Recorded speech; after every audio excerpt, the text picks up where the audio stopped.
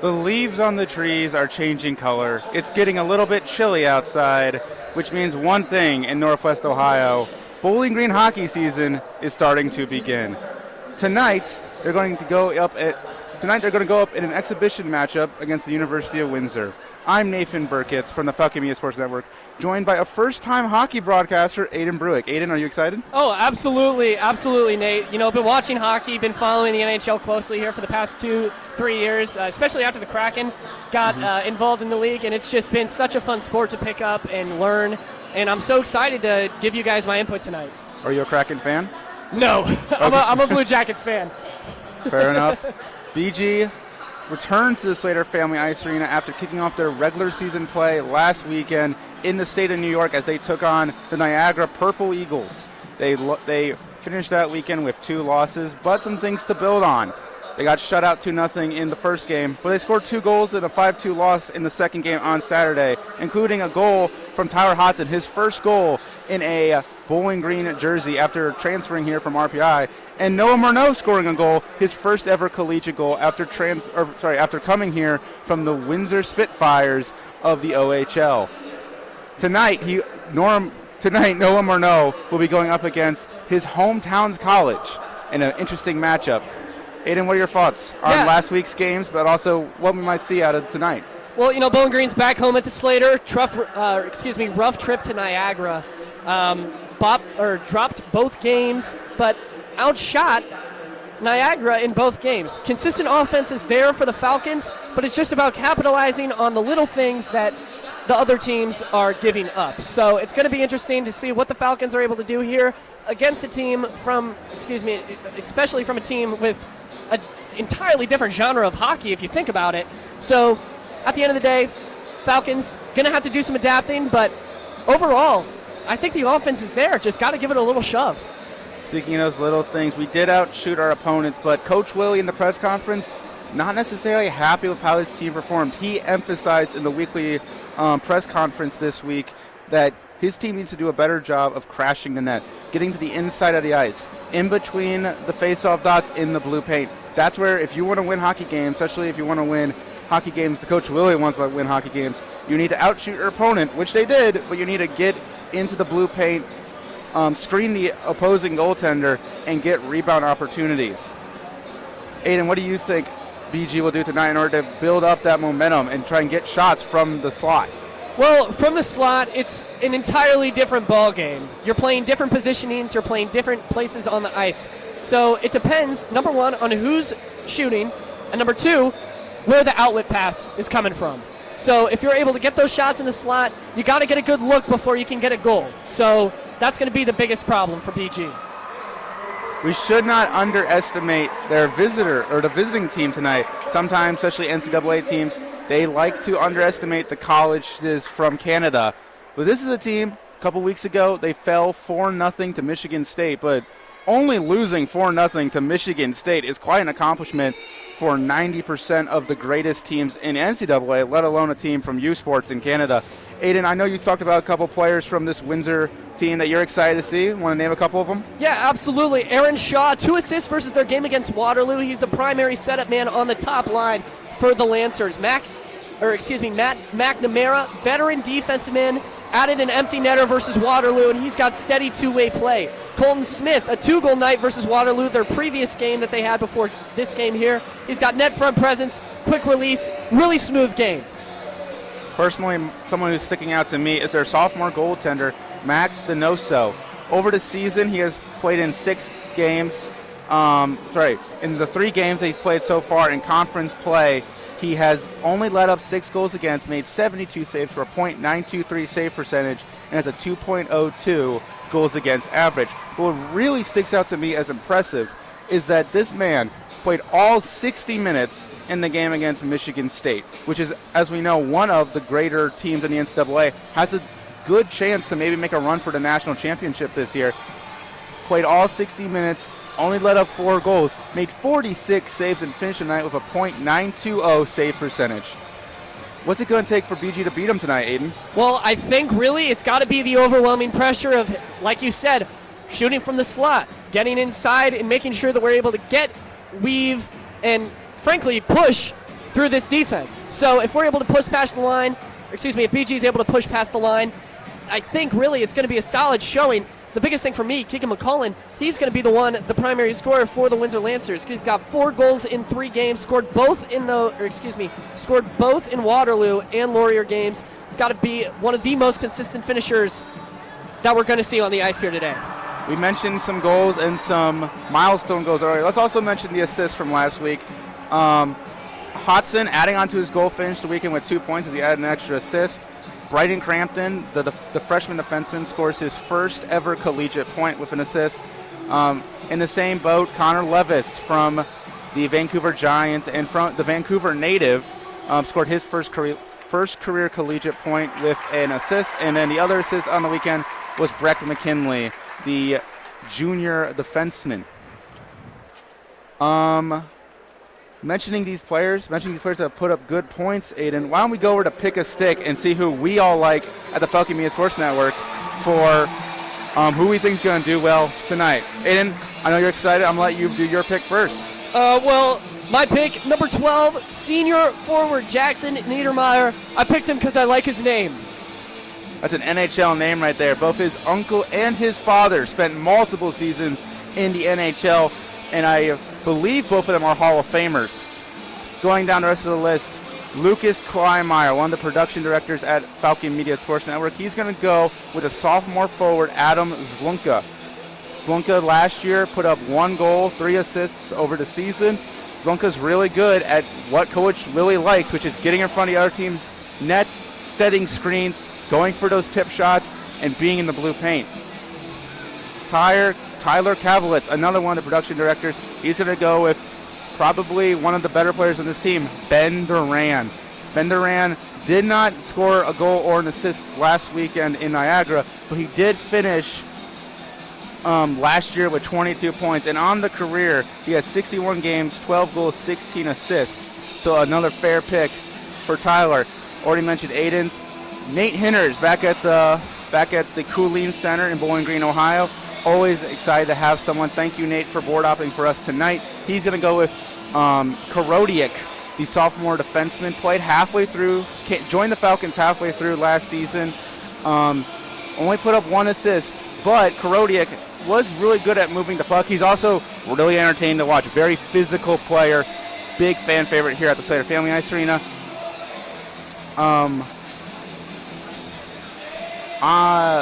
Ben Korak, our usual beat of the Falcon hockey team, is not here tonight, but he's going to go with the captain, Dalton Norris, another NHL name. His brother, currently playing in the NHL, had a very good preseason. Looks to have a very good regular season as well. Norris got named captain in the offseason, and Ben looks to see him contribute early for his team. I'm going to go with the freshman from Windsor, playing against his hometown college, someone who scored his first career collegiate goal last weekend. Give me Noah Murnau, the forward, number 11. With that, we're going to take a quick break here at the Slater. When you come back to us, please stay tuned. We will be giving you guys the starting lineups, giving you guys our last couple of thoughts before the game starts, as well as we'll have Puck Drop here on Falcon Radio. So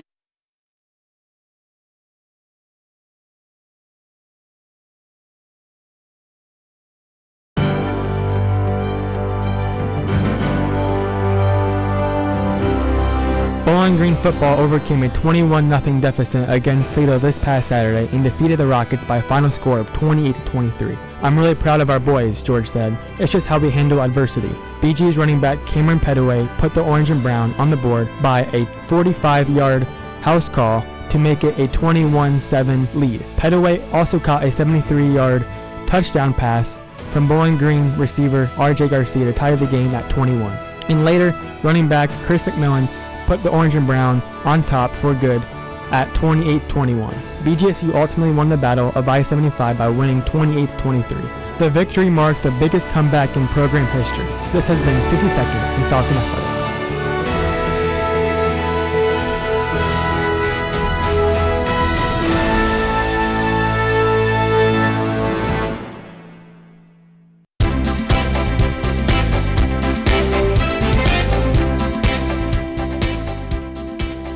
Head coach Tanner Barton and undefeated Bowling Green women's swim and dive races against Miami of Ohio in BG's Cooper Pool on Saturday, October 18th at 1 p.m. Make sure to head over to bgfalconmedia.com for the recap of the event by Falcon Media Sports Network's Austin Roos and for additional information on BGSU's athletics.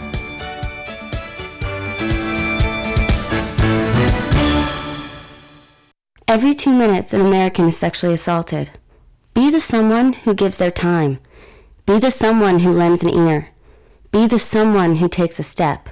This is Christina Ricci with RAIN, asking you to join the fight against sexual violence and volunteer in your community. Log on to RAIN.org, that's RAINN.org, to learn how you can be the someone. This message brought to you by the Rape, Abuse, and Incest National Network and this station. I need to pay my taxes. What are my payment options? The IRS has several options for paying your taxes. You can pay with IRS Direct Pay, a debit or credit card, or with an electronic funds withdrawal when you e-file your return. If you can't pay the full amount, consider paying over time with an online payment agreement or our Offer in Compromise program. Both tools are available on irs.gov. Go to irs.gov/payment to find an option that is best suited for you. Follow and engage with BG Falcon Media on social media. Find the handle @BG Falcon Media on Facebook, Instagram, Twitter, and YouTube for all sorts of content, including news information, BGSU athletics coverage, and feature stories from across campus. Enjoy specialty content such as full episodes of the local music showcase, Live and Loud. The coverage continues with BG Falcon Media on all major social platforms.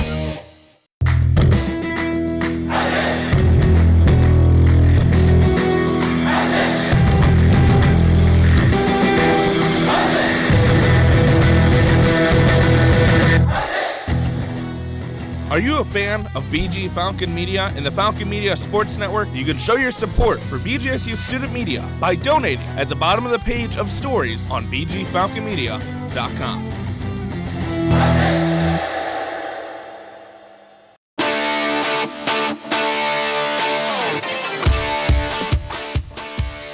Still undefeated in the last 2 months, BGSU women's soccer looks to continue their 12-game undefeated streak against Ball State in the first of their final 4 conference games. The Cardinals come to Cochran Stadium on Sunday, October 19th. Watch the match with Falcon Media Sports Network's Lucas Kleinmeyer and Holden Ruck on the video live stream on the WBGU PBS YouTube channel.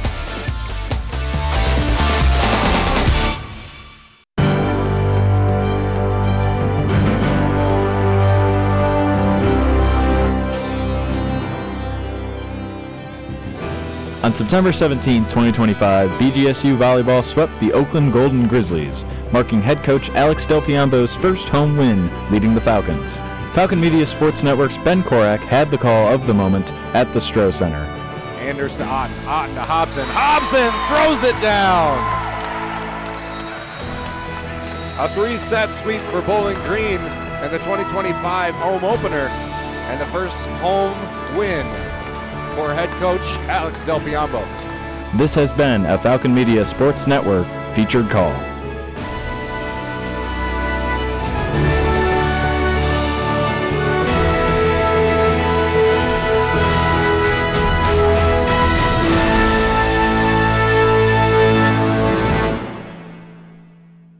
AA made all the difference in my life. I noticed that most of the goals I had as a kid were slipping by.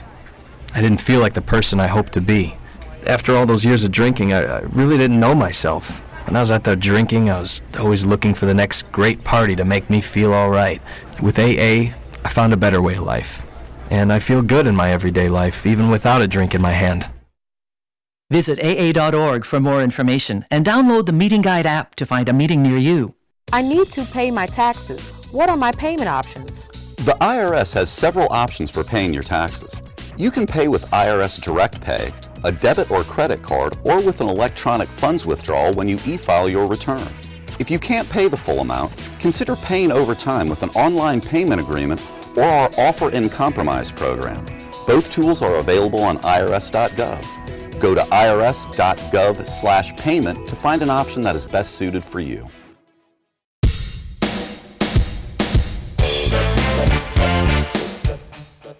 BGSU Women's Golf heads out west to battle the Kansas State Wildcats in the Power Cat Invitational on a Monday and Tuesday series from October 20th to October 21st. This will be the final invitational for the Falcons this season. Check out the recap by Falcon Media Sports Network, Golf Beat, Aiden Brewick, and all other BGSU athletic content on bgfalconmedia.com.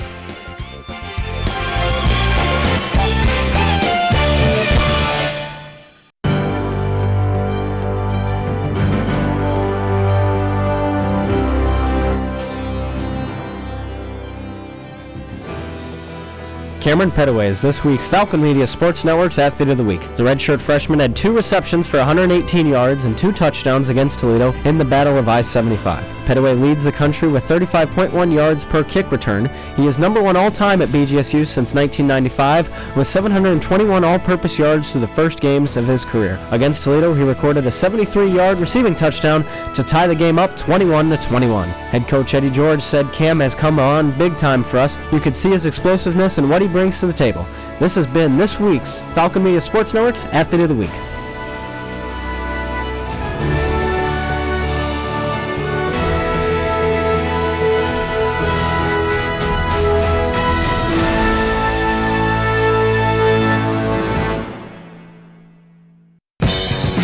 Check out more Falcon athletic coverage on X at BG_FMSN. Welcome back to the Slater Family Ice Arena in Bowling Green, Ohio. You're listening to Falcon Radio by Falcons for Falcons. And tonight, you're home for BGSU Falcon Hockey. We have the starting lineups as puck drop's about to commence. We're going to read them to you real quick. For your Falcons, we have Dominic Ramon on the left wing, the freshman, number 77. At center, number 23, Ben Duran. At right wing, number 29, Brody Waters. On the back end, you have on the left side, Jack Blake, number 26. On the right side, the captain, number 14, Dalton Norris. And in goal, starting, although we'll probably see all 3 goaltenders, is number 31, Tyler Palmer. Starting for the Windsor Lancers, playing forward, McMullen, Cunningham, Towes, defenseman Dobrik and Matt McNamara. And then in goal, number 92, Max Donoso. Puck's about to drop. Linesman skates up for the opening faceoff, and he'll be won by the Falcons. Falcons wearing their white jerseys, their white home jerseys with white helmets, white tops, brown pants, white socks, and black skates. With orange and brown accents, the Windsor Lancers are wearing a mostly blue jersey. Looks kind of like Augustana's, with dark blue helmets, dark blue jersey with yellow and white accents, dark blue pants, dark blue socks, and then black skates. Falcons early trying to get possession. They've had a couple situations where they've dumped it in, not able to hold on to possession yet, as now a Windsor defenseman, can't quite make out who that is standing behind his net, waiting for some reinforcements. He'll now start skating up. Passing it over to a teammate who will dump it in, where BG is able to take possession. Some good forechecking quickly here by the University of Windsor before Jeremy Mindel takes it away. Tries a pass. Simonovic hops over his stick. Now Windsor trying to get it in the corner. BG trying to take it back. It's a lot of situations where there's just no possession. Now we'll have a quick whistle, I'm pretty sure, for an offside call against the Falcons. A lot of quick early back and forth play. No one really able to hold on to possession. Aiden, what do you think so far? Well, the Lancers clearly trying to keep possession as long as they possibly can. Looking to drown out BG's defense. It's going to be interesting to see how they play above the blue line, but at the end of the day, it's going to come down to who plays more physical, and we have seen some pretty hard hits already today. That is one thing that Coach Willie's teams are always good at, is the physicality. And now passing it around is Windsor in their own zone, trying to move it up into the neutral ice, but not quick enough. McKinley, running back, is going to try and lay a hit before he gets hit himself. Now Windsor in the zone. Puck almost pops up and out of play. No one really able to hold on to possession long. It's just been really quick switching over of possession. And now quick pass up, making a move in, and saved by Palmer. Holds on to it. Palmer with a great save, making the difference. And it looked like if that puck had gone just an inch further in between his protection on his legs, that was going to be a goal for Windsor. So great stop by BG. Absolutely. We've had issues, questions about goaltending so far this season, but that's something you really want to see as a Falcon fan. Face-off in BG's own end, and it was dumped all the way around by Brian Lonergan, and it will go all the way down for an icing. Brian Lonergan, picked up in the offseason. One of the last pickups was picked up in August from the Omaha Lancers, sharing a name with the University of Windsor, but the Omaha Lancers of the United States Hockey League. He's getting some early playing time. Also made his collegiate debut last weekend against Niagara. Now face-off in BG's own end will be won by Sloan eventually, with Noah Murnau taking it away. Murnau, Martin, and Sloan out there as a forward group right now for Willie. And a big hit from Noah Murnau. That is the physicality you want now in the time that the game has started. Between now, 3 minutes have passed, and it has been a total, war out there so far. Big hit on number 91 from Windsor. That's Brady Hintz. Now we had a quick line change. Number 77 for BG, Raimon out there now. Puck was in the skates of Sloan. Couldn't see. A big shot from the point will be stopped by their goalie.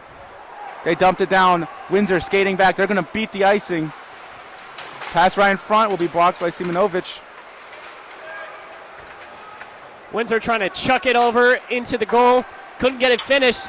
Sails over the top of Palmer's helmet. That top line right now currently they're out there for the Falcons with Duran, Waters, and Ramon. Palmer's playing it behind his net over to Simonovic.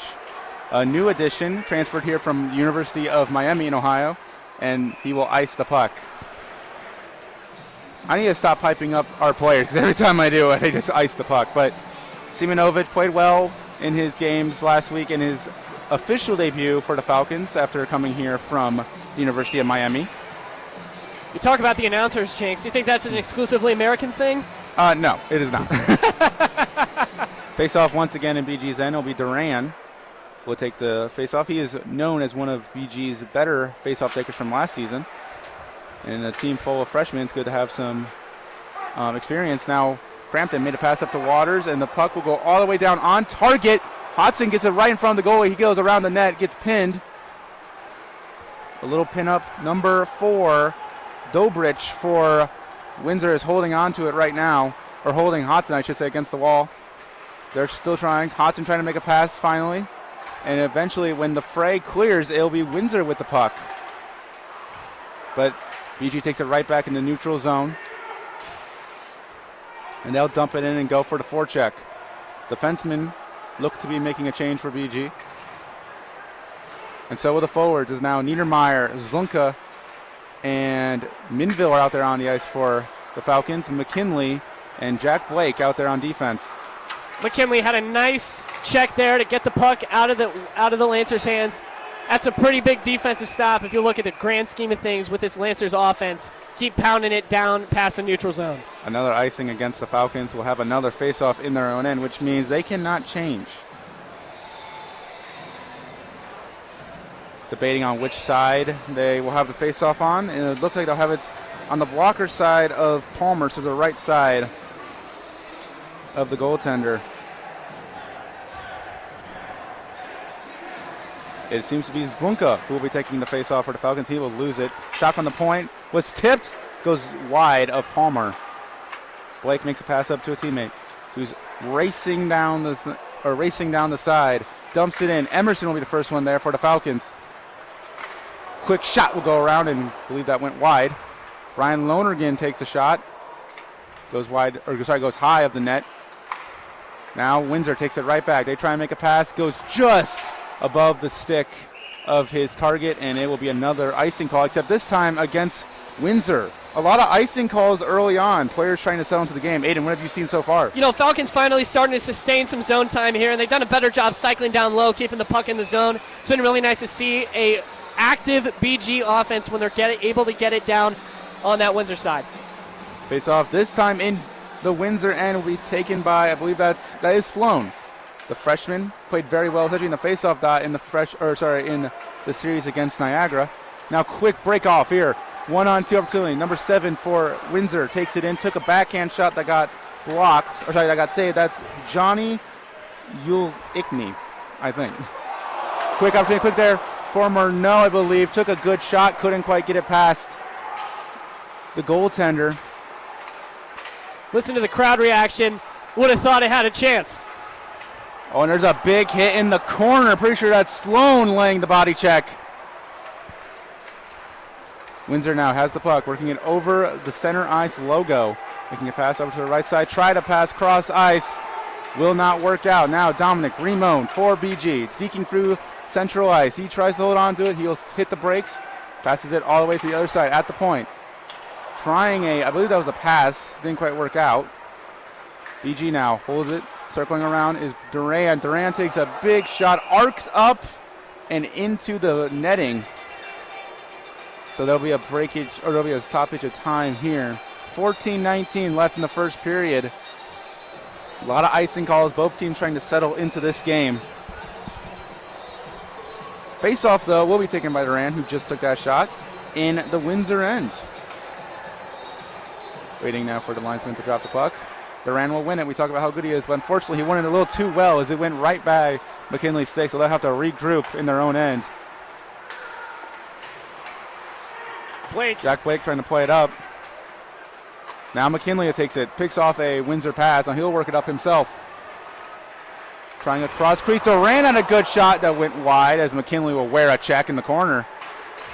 Brody Waters gets it behind the net. Brody Waters led this team in goals last season, had 16, 10 of which were on the power play. And now will be dumped all the way down by a Windsor defenseman. Couldn't see who it was because it was along the glass, kind of in our blind spot here in the broadcast booth. There'll be another icing call against Windsor. Looked like Ben Duran there, just a little skittish with the puck. The shot couldn't pass the plane. Unfortunate, but sometimes when you got three guys all playing in the blue, it's tough to get past it. Quick shot by Norris, just goes wide. He hits a power, and he score! On the rebound! Coach Lilly wants his players to go to the net. They go to the net, and it's going to be Jaden Grant, the assistant captain, from one captain to another. Dalton Norris ripped a shot from the point that bounced off the glass to the stick of Jaden Grant, the assistant captain, and he'll put it in. Grant, Coach, I mean, what more could you ask for? That's exactly what you want at this point in the game. you go to the net to score goals is what Coach Lilly wants to see, and he went to the net and he scored a goal. Now Emerson, can they use some momentum? Quick shot up to north to the point, almost went in, but just saved by Donoso. Donoso having a pretty good game in the net so far. Still a solid game. Yeah, absolutely. One goal does not define your entire game as a goalie, especially in an exhibition. Absolutely. Playing it now in in the neutral zone. Windsor passing it back and forth. The lone assist on the play will go to Norris. Brian Lonergan passes up to Zonka, who will poke it forward into the neutral ice. BG relentless on the forecheck, taking a shot with Sloan that went wide.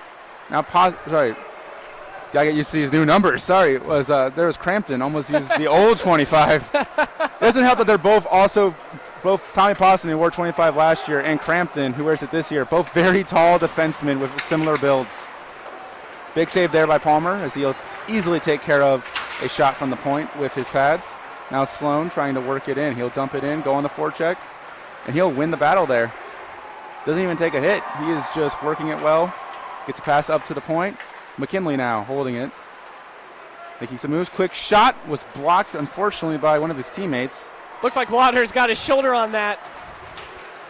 That's going to happen. Oh, in a dangerous situation. Palmer went behind the net to play the puck, missed it. Luckily, a BG player was there to get it there first, but it'll be Windsor getting possession, though, in their offensive zone. Quick shot will be tipped wide. Now BG trying to work the puck around. Get it out of their zone, but Windsor keeping possession. Not able to do anything, and now a situation for Duran. He'll take off. 1-on-2. Can he get a shot off? We'll see. Works it in, takes the shot, doesn't get much on it, and Donoso will easily take care of that one. 11:36 left here in the first period of play at the Slater Family Ice Arena. Game's still going pretty fast. It's early. BG only has one goal up on Windsor, but Windsor still having some type of offensive prowess, regardless of whether or not BG's controlling it in their zone. Windsor able to push the puck past the neutral zone and hopefully trying to get some goals on the board, especially some shots. At the point there was Blake passing it up along the boards.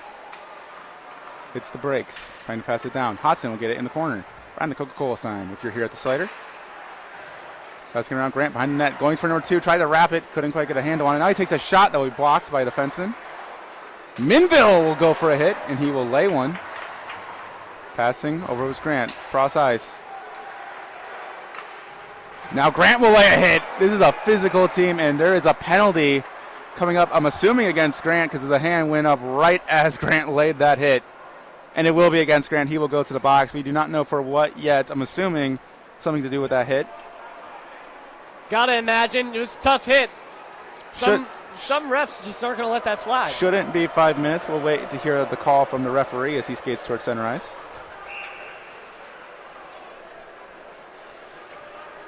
No call yet. It's only 2 minutes, though, on the clock, so a minor penalty for Grant. And this is another opportunity to see BG's amazing penalty kill. They went perfect on the weekend, last weekend against Niagara. They were... Contact to the head is the call against Jaden Grant. It was a high hit. Not necessarily a penalty that you can hurt on Grant. Sometimes when you're a physical player, you get calls against you. Nothing that you can do. You just got to take advantage of it. Shot there that was saved by Palmer. Now Windsor on the power play advantage, trying to get possession. BG not getting out of their zone, but not letting Windsor take advantage of the situation. And now Simonovic dumps it all the way down. And the penalty killers for BG will quickly go for a change. McNamara now coming off for the Lancers. He had a pretty impactful presence down there, playing D. Gets subbed out. Excited to see what he's going to bring back when he gets back in. This puck will be once again dumped out, and it'll be Maxwell Martin for BG as he will chase it down enough to make sure that Windsor was out of even the neutral zone and then goes for a change. Out there right now, I believe, is Emerson, Sloan, and 2 players for BG go down at the same time. Opportunity right in front. Palmer takes care of it. One-on-one opportunity. Now there's a little bit of a pushing and shoving in front of the netminder. Nothing to be fully concerned about. Probably just exchanging family cookie recipes. But a one-on-one opportunity for Jones from Windsor with Tyler Palmer, and Palmer took care of it. So you want to see all your goaltenders. Palmer able to get his legs closed, crossed. Textbook save. Out there now for BG's penalty kill is Ben Duran, Dalton Norris. Trying to make out the other numbers. 26, I believe that's Jack Blake, and Emerson is the other forward out there right now for BG. At the point, working it in is Windsor. Shot was blocked before it could even make it. Back at the point is Windsor. Jones for Windsor at the point, holding it, dropping it back. Pass across will be tipped up by the stick of Norris. Cross ice pass. Norris takes care of it. Windsor still has possession, though, at the point. Jones trying to work it through. And now Ben Duran for a second lost his glove. Quickly picks it back up, and in the process, a mishandle by Windsor will leave the puck out of their zones. They will have to regroup in the neutral end. Only 13 seconds left on that penalty to Jaden Grant. He is standing up in the box, ready to hop back out and join his teammates. We'll see if he plays or if he'll just skate right to the bench for a change. 3, 2, 1. Grant back to full strength as the Falcons, and he immediately steps out and makes contact with a Windsor player. Not a big hit, but just a low contact to knock him off the puck. PK stays perfect for Bowling Green. They've been organized, disciplined, haven't overcommitted so far.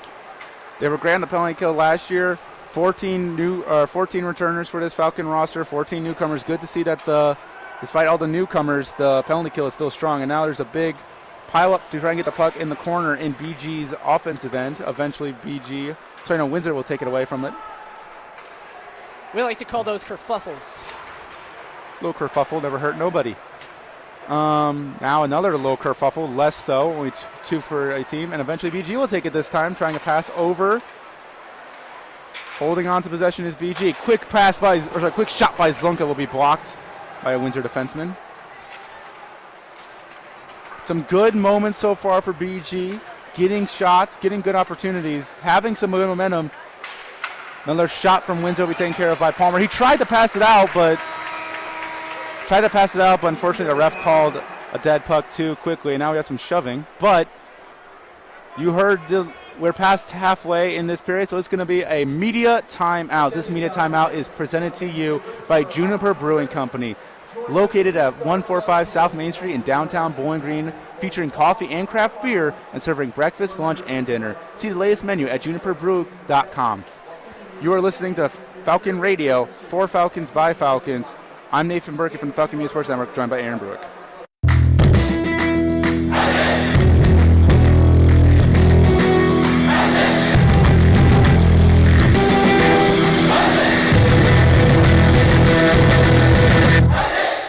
Falcon Media Sports Network is finally back on the road with BGSU hockey.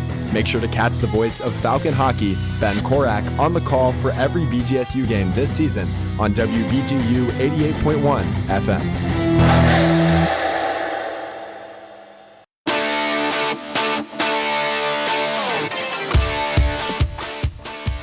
Javante Campbell and BGSU men's basketball kicks off the season with an exhibition game against Michigan State in the Spartans Breslin Center in East Lansing, Michigan. Tune in to Falcon Media Sports Network's Tyler Kavelitz and Artie Abrego on the call at 6:45 p.m. on Thursday, October 23rd on Falcon Radio, streaming on bgfalconmedia.com. Check out recaps of this and every BGSU hockey match online at bgfalconmedia.com. Welcome back to the Slater Family Ice Arena. I'm Nathan Burkett, joined by Aiden Bruick. BG, even if they would have scored, it wouldn't have counted towards their record, but BG remains perfect on the season on their penalty kill. Aiden, what did you see on that penalty kill that let BG perform? Well, as I stated before we went to break, I think it's just the discipline of this BGSU team. Of course, they're playing physical, and of course, they already had that one big penalty, minor penalty earlier in the first. But regardless of whether or not that's a factor, I think it just makes a big difference when you're not overly committing on these penalty kills. Faceoff will be in BG's defensive end. Penalties will happen. It's how you react to them, and BG will quickly get this puck after killing off the penalty, and they will dump it mostly down, not be an icing call, as a Windsor defenseman will get to it quickly. Still dangerous territory for the Lancers, though. Don't want to let BG get the puck all the way down there. A little bit of a scary territory. A little bit of a shoving match. Nothing will happen above it, though. The call on the ice was offside. A pass. Dalton Norris went to make a pass up to Jeremy Minville. Unfortunately, the puck had just rolled off. Had to be just centimeters offside, so nothing to worry about here. BG, Connor Levis will take the face-off. On his right side is Emerson, and on his left is Jackson Niedermeyer. Some shoving matches. Last year when BG took up on a U Sports Canadian team in exhibition play with Simon Fraser, and there was quite a few fights. We wonder if we'll see the same thing out of these two teams today. Faceoff was won by Windsor, and they'll take it up through the neutral zone, and Emerson will go for a hit. Just missed it. BG gets the puck behind their own net. Emerson looking for it. Finds it. Wears a check. Stays up, though. Levis gets it right on the dot. Passes over to Niedermeyer. Sorry, that's Siminovic. Levis will be the one to get to it in the corner. Puck right in the slot. No one able to get to it. Siminovic try a shot. We block. He's still fighting for possession. Eventually he'll be slapped out of the zone by Windsor. There's no such thing as chippy in hockey. Everything is chippy in hockey. BG will try and dump it back in. No icing. Zlunka trying to make a move. Went to his backhand. Was taken care of by Denoso. Quick opportunity there on the forecheck. Windsor working it through. Lancer's making a mistake. I mean, that's just slips. Palmer gives him a shove, too. Eventually, BG is going to get possession with Korodiak with a new number. Last year he wore number 3. This year he switched over to number 21. And just offsides again for the Falcons in that situation. One forward was just an inch too far ahead of the puck. Couldn't hit on the brakes quick enough. And you know, it's hard to communicate that when you're in such a fast-paced environment. Just sometimes it slips up. That's one of those unwritten things where you go into your discipline. Top line of Duran, Waters. We'll see a replay at the faceoff, but the top line of Ramon, Duran, and Waters out there.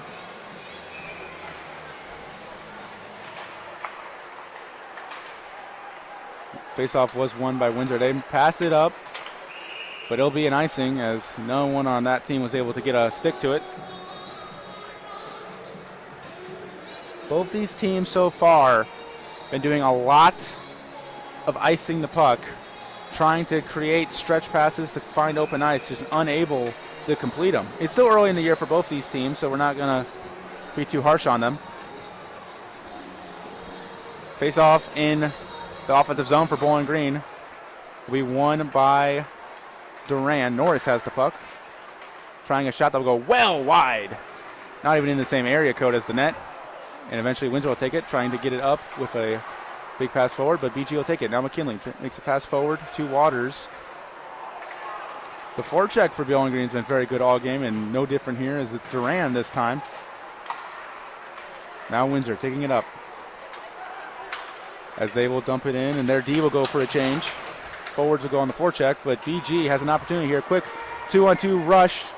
Duran will just dump it into their offensive zone and go for a change, as now Martin, Murnau, and Sloan come out there for the forward line for the Falcons. Murnau behind the net, looking for a pass. Can't quite complete it. It'll get poked off his stick, trying to keep possession, though. Eventually, Windsor will take that out. Dumping it all the way down the ice, and this one should be another icing, and it will for Windsor. 5:29 left here in the first period. The score is currently 1-0 Falcons after the assistant captain, Jaden Grant, scored off a rebound opportunity from Dalton Norris. Check out Crampton on his positioning. He's going to be a player to watch. Of course, he's up. He's got a slap shot opportunity. I think it's going to be – I can see it. Crampton was very good in WHL last year, produced a lot of points as his Spokane Chiefs went all the way to the WHL championship before they lost to the Medicine Hat Tigers, who are famous for having Gavin McKenna on their team. Gavin McKenna now with Penn State. Pass was in the slot. Fortunately, Sloan couldn't quite possess it. Simonovic now gets it. Trying a shot. Big glove save by Donoso. We're already seeing a little shoving. Even more shoving now. Still nothing big. Fans are getting it. They're doing it right in front of the student section, the bleacher creatures here at the Slater Family Ice Arena. Still nothing of true consequence, in my opinion, so far. No true punches thrown. Just some shoving and some, I'm assuming, name calling. But we don't know. We're not on the ice. They could, as I keep saying, just be exchanging family cookie recipes. Maybe now they're getting onto the pies. Eventually they might talk about cakes. Who knows? All hockey players have interests in bakery after all. You might be onto something. Eventually they might get into like grilling recipes. I don't know. Worst place to get chippy is in front of the bleacher creatures. Absolutely. They are on these, every visiting team, but specifically tonight, Windsor. BG trying to get the puck now to the defensive end after a dump by Windsor. Lonergan takes it, makes a pass up, trying to find Minville. Eventually the puck will still not be able to find a specific stick as it's just bouncing around. Then Norris will take it, trying to pass up to Grant, will be picked off by Windsor. BG trying to take it right back, though. Colton Smith for the Lancers. Getting pushed around a lot by these Falcons. I don't know how he's going to take that going into the next period. Both these teams are very chippy, and it's just the first with 4:27 left. I would not be surprised if we start seeing some fisticuffs as the game goes on, as now another icing call against Windsor.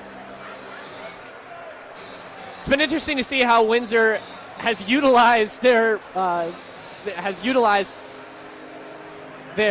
advantage of movement. I mean, it is like art out there.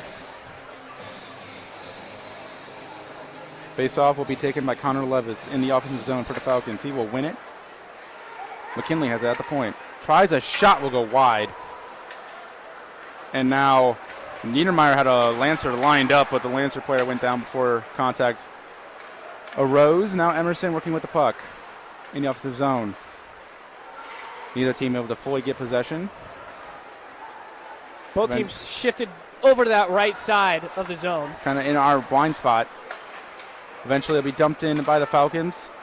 Will not be an ice as it was tipped by Emerson on its way in. Good forecheck so far for these Falcons, but now eventually Windsor on and there's a big play there. Potentially could have been a trip, and it will be. Penalty against the Falcons. It'll be Braden Crampton for tripping. A Lancer player was walking in. It was him against two BG defensemen, and unfortunately, Crampton's stick got in between his legs, tripped him up, and it'll be the second penalty of the period for the Falcons. They will go back on the penalty kill. To the naked eye, that might seem like he tripped over his own skates, but Good call. I will admit, good call by the referee. It might have looked, but it was truly Crampton tripped him. Windsor passing it around, mostly the exterior currently, not able to work it to the inside of the ice in the slot.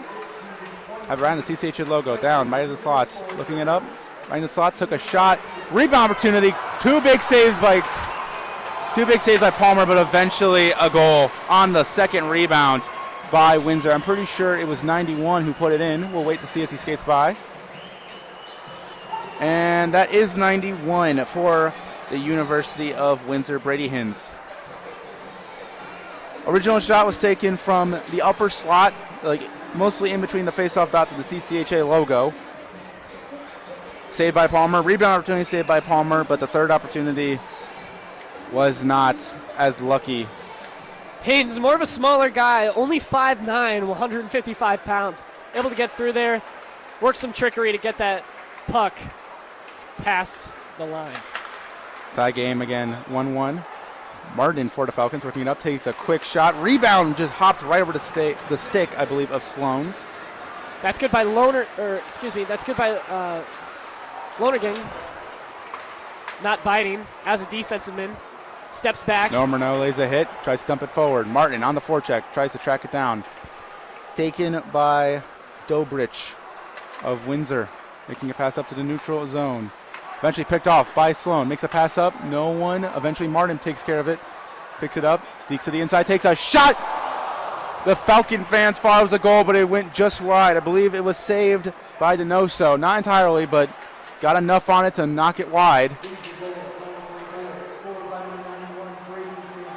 Tough shot, but sometimes can't convert. But to the Falcon fans, looked pretty good. It was a good opportunity. Can't quite find the pot of gold yet. BG was dumped into their zone. Simonovic picks it up behind Palmer. Minville gets it. Now over to Niedermeyer. Tried to deke around the defenseman. Was taken care of though. Levis in the zone trying to get the puck back. Eventually Windsor gets it in the offensive zone. Holding on to it. Shot will be saved by Palmer again. After that goal by Brady Hins for the Lancers, takes BG's perfect PK down to imperfect. While the stat on the season will still show a perfect record, overall it would. Unfortunately, I believe that is the first power play goal that BG has let up this season. They catch a break.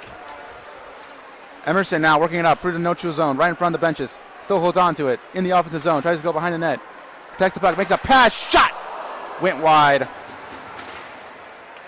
Emerson gets it right back though. Hits the brakes, passing it out to Crampton. Crampton took a shot. It was deflected in front by Levis, wide. BG will go for a change. Levis will lay a hit. Orange and Brown now taking more shots closer to the goal. Just exactly what Williams wants. Coach Willie working well.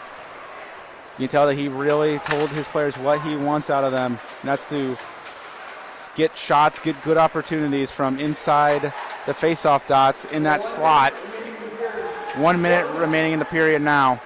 Score is currently 1-1 after goals from Hins and Grant. A loose stick on the ice. We might see that maybe potentially break up a pass for Windsor as it's in BG's defensive end. Now only 40 seconds left. Waters made a pass over to Duran. He'll poke it forward towards the goaltender, and it'll be taken care of. And now a quick shoving match between Duran and some Windsor players, and now some more shoving. Still no fighting yet, I don't believe. You can see Keegan McMullen grabbing the collar of one of the BG guys. Don't believe there will be any penalties of this. No true punches. I don't think they're talking about baked goods anymore, unfortunately. I think they may have moved up to family steak recipes. You never know the different seasoning options that can depend the flavor of a steak. That's probably what they're discussing. Surely. Gotta be, man. Face-off will be in Windsor's end. Martin will take it and win it. Back to the points. Quick shot by Korodic. Scored! Deflected in front! I'm not sure if it went off a BG stick or off a Windsor stick, but it was deflected in the slot. Korodic will be first one on to the handshake line. Players usually know better than broadcasters who's the one who scored. Martin was also in the slot. He might have got a stick on it, but Korodic scores. It won't count as his first collegiate goal, being an exhibition match, but now quick opportunity for Murnau, takes a shot, and we save by the nose. Right off the face-off, BG goes right back, gets another good opportunity. All bets are off once you get that fast break going. You can see it. He wanted that. He had it stared down, and if only could have notched it in there just a little bit quicker. What a shot from Korodic, though. Got deflected off something in front. I'm assuming now it was a defenseman of Windsor. Don't know if it went off a stick or off a shin pad or off an elbow, but it went in the net, and Korodic, while it won't count as his first collegiate goal, has to feel good for the young defenseman from Ukraine. McKinley in the neutral zone, trying to make a pass up to Murnau. He has it. Only 10 seconds left remaining in this first period. Score 2-1 in favor of the Falcons. Windsor trying to wrap it around the boards. Only 3 seconds remain. Quick shot. Went off a defenseman in front, and that'll do it for the first period. Waiting to see if there'll be any post-period discussions, and it seems unlikely. Falcon players coming out to congratulate Palmer on a good period. Likely we'll see a new goalie in the second period, as Coach Willie likes to see all his options in exhibition game.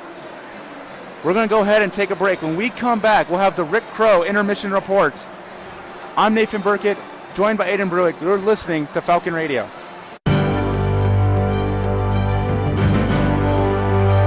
On August 28th, 2025, BGSU football running back Cameron Petaway returned at kickoff 97 yards for a touchdown on the first play of the season against Lafayette. The second straight year, the Falcons found pay dirt on the first play of the campaign. Falcon Media Sports Network Sean Connolly had the call of the moment on Falcon Radio. Dumont kicks it away, and we are underway in the 2025 football season, and it will be returned. Looks like he's got an opening, and will we see it again? There he goes. He's at the 50. There he goes for the second straight year. He will be gone. 2 years in a row, Cameron Petaway. Touchdown Falcons. Unbelievable. This has been a Falcon Media Sports Network featured call.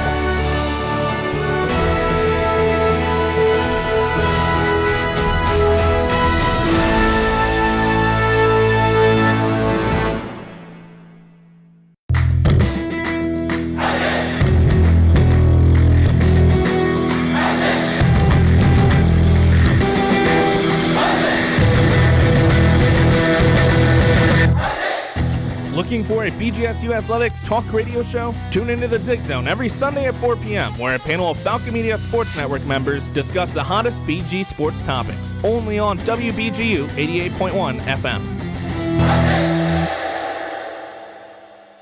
What I know about courage, I learned from my adoptive mom. She said sometimes you just gotta hold on and know we'll get through this.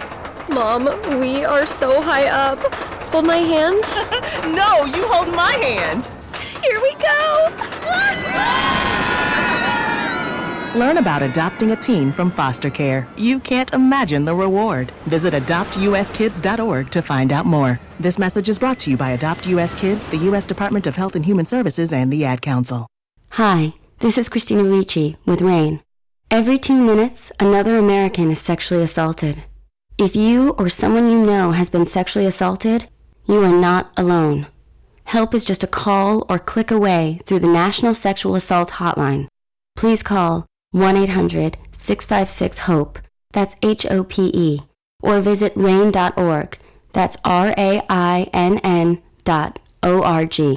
Brought to you by RAIN and this station.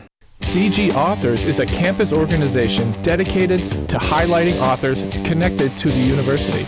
BGSU has produced some amazing authors, including Beth Macy, James Baldwin, and Tim Conway, to name a few. Visit bgauthors.com and subscribe to the blog that regularly updates on new releases, classics, non-BGSU authors, and other features such as book versus movie. That's BG Authors at bgauthors.com.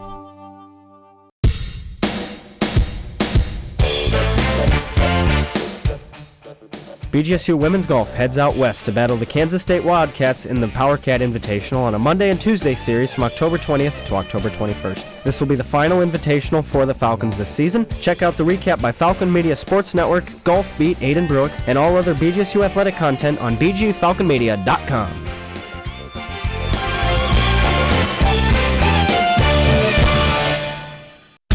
Ben Korak and the Falcon Media Sports Network crew covering the Falcon hockey team throughout the season.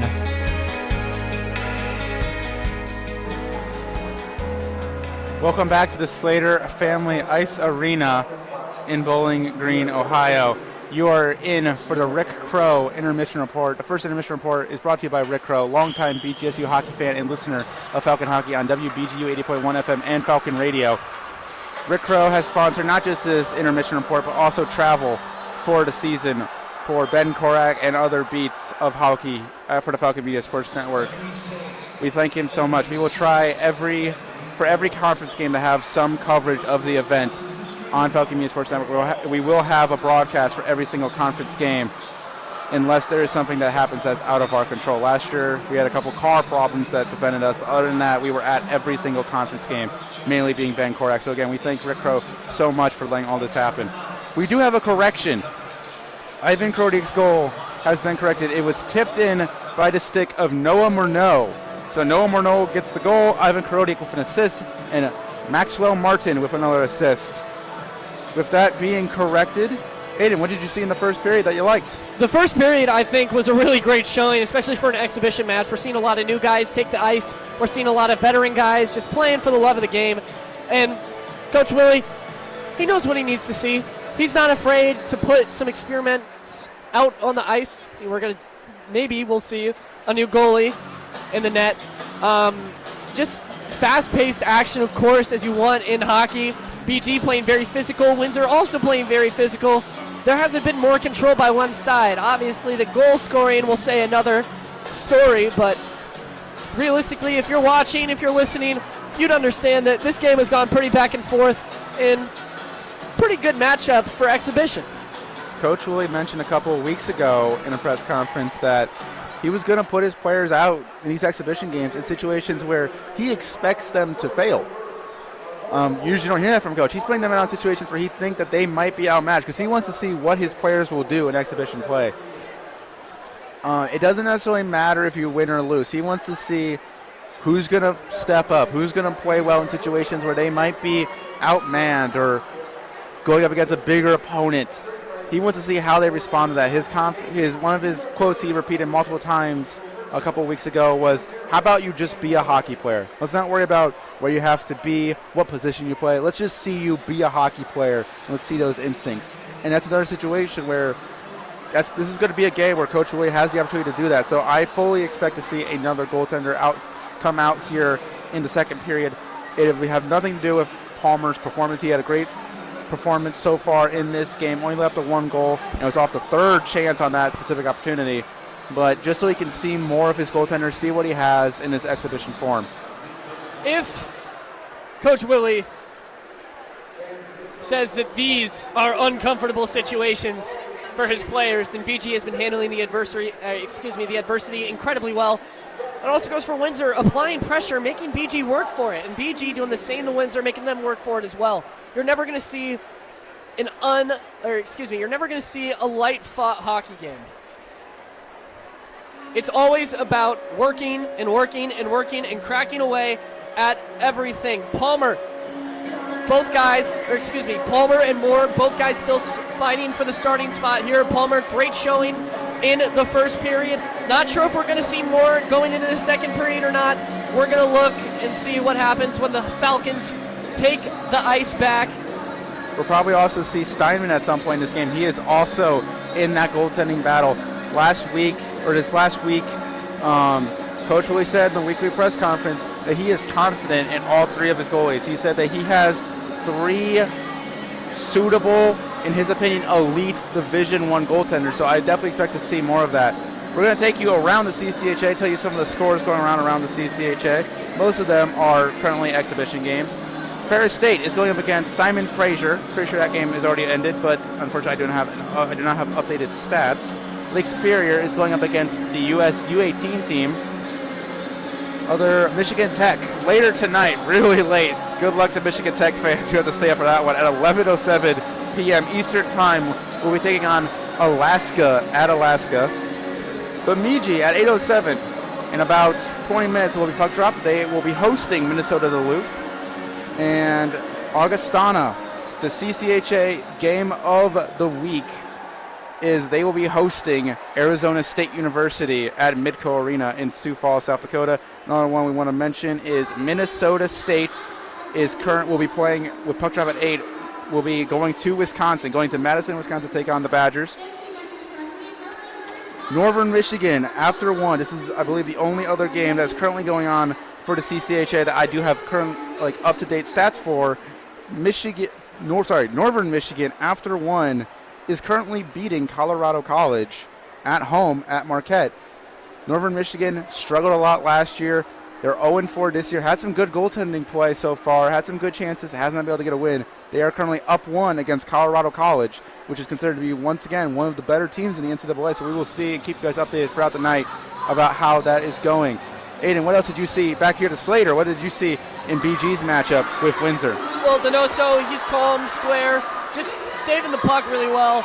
Of course, like I said, I mentioned it earlier, the goal tally sheet really isn't a big teller for how good a goalie has been doing in the saving department, because the ratio of shots to goals is always going to be different depending on which team it is. So Donoso, for his squad, doing pretty all right. Not sure if we're going to see not sure if we're going to see a different goalie take the net in the second period, but we got 5 minutes, 45 seconds till we find that out. Stats tell a story. They do not tell the whole story. For example, putting up a .92 save percentage against a high school team, let's just say, for example, is not the same as Donoso a couple weeks ago putting up a .92 save percentage against Michigan State. It's all subjective, but at the end of the day, another good game so far for Windsor and for Bowling Green. We're going to take a little break in a little bit. Before we do, we're going to give everyone an update on Pick a Stick. Lucas Kleinmeyer's pick, Adam Zlunka, currently has 0 points. So does Tyler Kavalitz's Duran. And Aiden, I'm sorry, your pick with Niedermeyer still currently does not have any points. Nate Hinner's back in studio. Thought he had a goal, thought he had the full point. Unfortunately, after a correction, he only has a half point with an assist. Just as a quick reminder of the rules, how Pick a Stick works is if a player scores a goal, that's 1 point. If they score an assist, that's a half point. And if it's a goalie, they start with 3 points and they lose 1 every time they give a goal. No one today picked a goalie, so we do not have to worry about that. But going back, Herodiak gets an assist, so Nate Hinders gets a half point. Nick Windholt, someone I forgot to mention earlier, his pick was Maxwell Martin. He gets an assist. He gets a half point. Nick's on the board. Ben Korak went with Dalton Norris, the captain. He had an assist, so he gets a half point. And currently in the lead, not to brag, it is me, which is rare because I almost never am leading Pick a Stick, but I went with Morneau. He scored a goal. I have 1 point. So currently I am in the lead with exactly a half point lead over Nate, Nick, and Ben. So with that being said, we're going to take a quick break. When you return, we will wrap up the Rick Crow first intermission report. We'll have puck drop for the second period, and we will give you maybe even a couple more thoughts on our opinion, or thoughts and our opinions on BG hockey, and we will hopefully see a couple more goals in the second period. You are listening to Falcon Radio. Eddie George and Falcon football look for a winning record as they take on Central Michigan during family weekend at the Doit on Saturday, October 18th at noon. Tune into Falcon Radio, streaming on bgfalconmedia.com for the broadcast from Falcon Media Sports Network's Tyler Kavalitz and Carter Leonard. Additionally, Nate Hinners, Adam Duffin, and Andrew Hokowski host the pregame, halftime, and postgame show starting at 11:35 a.m.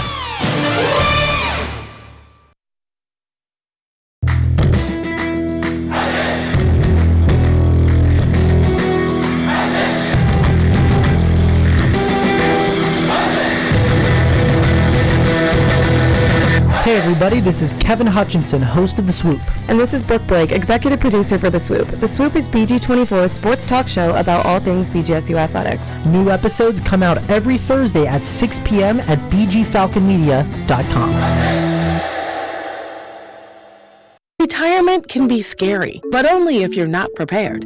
That's why AARP created thisispretirement.org. Because unless you've already retired, you're in pretirement, and you still have time to plan. Learn about retirement savings options, potential tax breaks, and how you can build savings over time. Visit thisispretirement.org for free resources to help you customize your action plan and feel the retirement fear disappear. Brought to you by AARP and the Ad Council.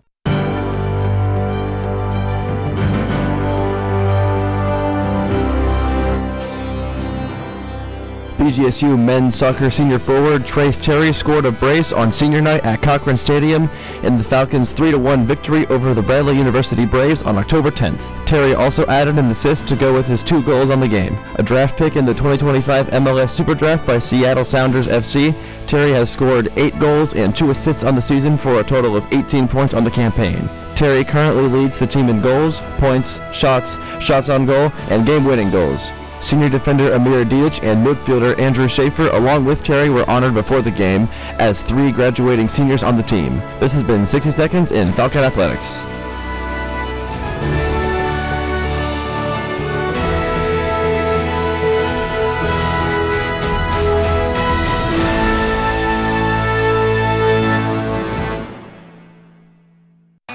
Whether the Falcons are at the Slater Family Ice Arena or out on the road, the Falcon Media Sports Network is covering them all season long. Welcome back to the Slater Family Ice Arena. And the last little bit here of the Rick Crow first intermission report.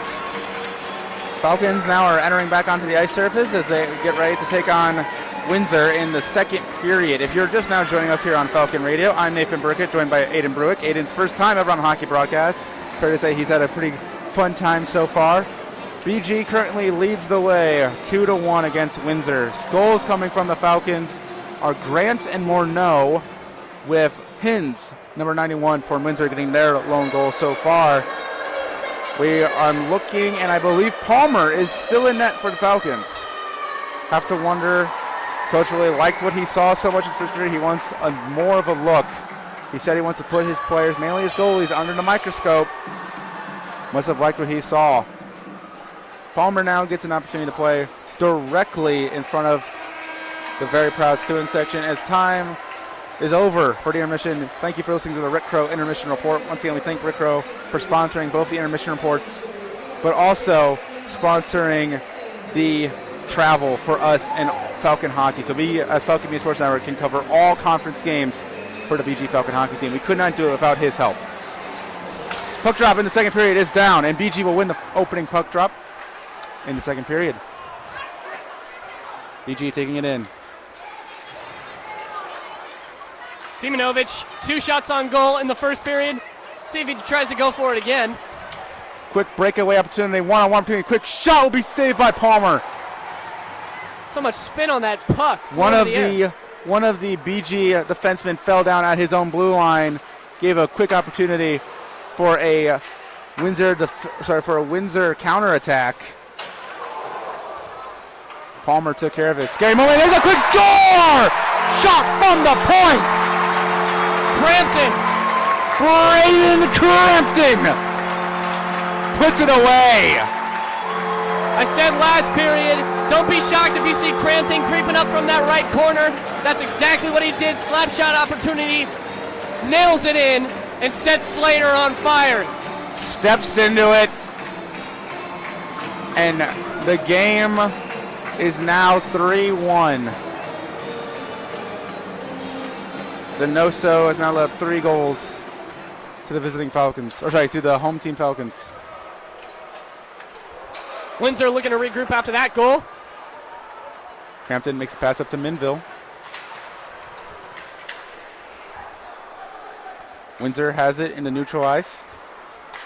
Now has it in the defensive end. Grant tries to take it away on the forecheck. Windsor takes it right back. Pass up. Wide open, number 55 on a breakaway. Takes a shot, scored. Number 55 for Windsor. Colton Smith was cherry picking on the blue line. Gets the pass up, one-on-one opportunity with Palmer, puts it away. Colton Smith, 6'2", 210. He's got a big frame on him. Sending it down the ice. Still moves pretty elusively. Seemed like he had that set up, had it in mind. A big frame with an elusive build is something that is scary in hockey. Face-off kind of killing a little bit of the mood that was built after that Crampton goal, but face-off will go right back to Central Ice as we are just over a minute into this game. Now number 19 for Windsor making a move, taking a shot, was blocked.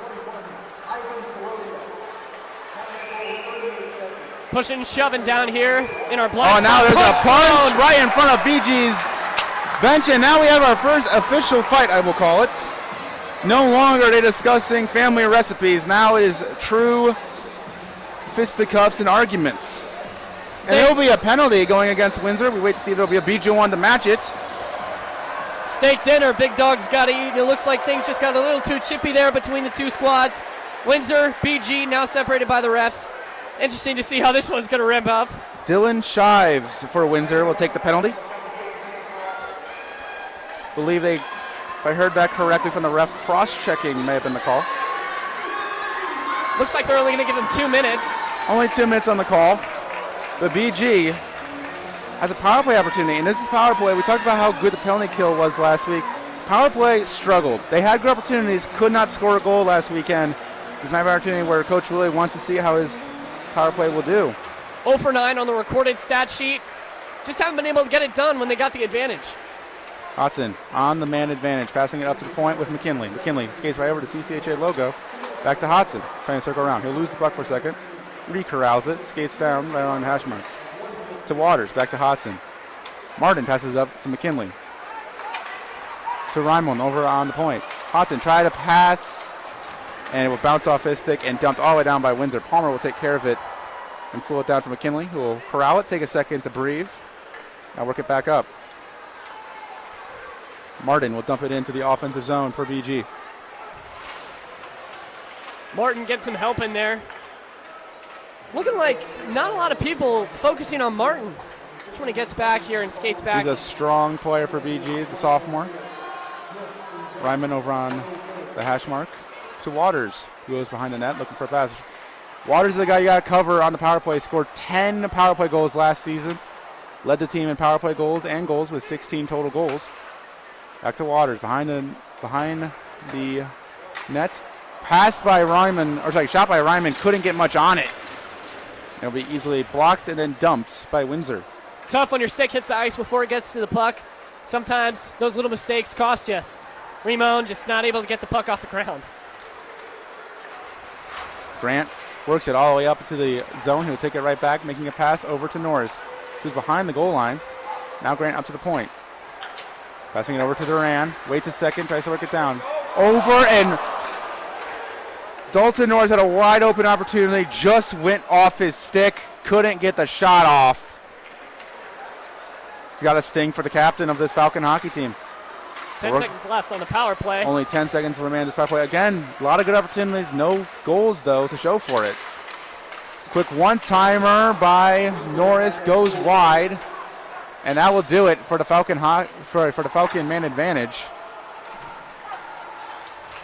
And quick opportunity right in front. Minville can't quite corral it and get a shot off. Shimanovic makes a pass over to his D partner. Lonergan takes a shot. Saved by Donoso. Shimanovic takes a shot. Rebound. Minville is trying to get at it. He can't quite. Now Murnau. A shot will go out the back of the net. And there's a fight seemingly going on between Minville. Correction, it was just a pushing match. And there's a big hit that Murnau laid. But it'll be dumped all the way down where BG will take care of it. And I believe it'll be going for an icing call. Wasn't really paying attention to the icing. Was more worried about Murnau's physicality in the offensive zone. But we've had a second to calm down. Unfortunately, no power play dice. Another situation where BG gets a lot of good opportunities, but in the end can't quite finish it off on the power play. A couple of missed opportunities too. Now BG trying to work it in right in front. Quick shot! Yard! Jackson Niedermeyer, Aiden Bruick's pick. He claps to himself on his way to the bench. Niedermeyer had a feeling. He said he's got NHL in his blood. Not hard to tell. You didn't say it, NHL in his blood. I said that. Yeah, I know. That's what you said. I literally just said that. It's copyrighted by me. What a goal, though, by Jackson Niedermeyer. Scored 2 goals last season, both of them game winners. Will this one also go for a game winner? We'll have to wait and see. That line of Levis, Zlunka, and Niedermeyer stays out there, joined by McKinley, and pretty sure Norris is the other one out there. No, it's Korodiak currently playing out there as the other defenseman. And it's still in the offensive zone, a potential trip. Never mind, Levis lost an edge, may have broken a skate blade, looks like. Zinka unable to control it. Now, a whistle goes out, pretty sure for an offsides call against the Falcons. But what a goal by Jackson Niedermeyer. I mean, just... Aiden Bruick. He knew it. Fundamentals. Norris dumps it in.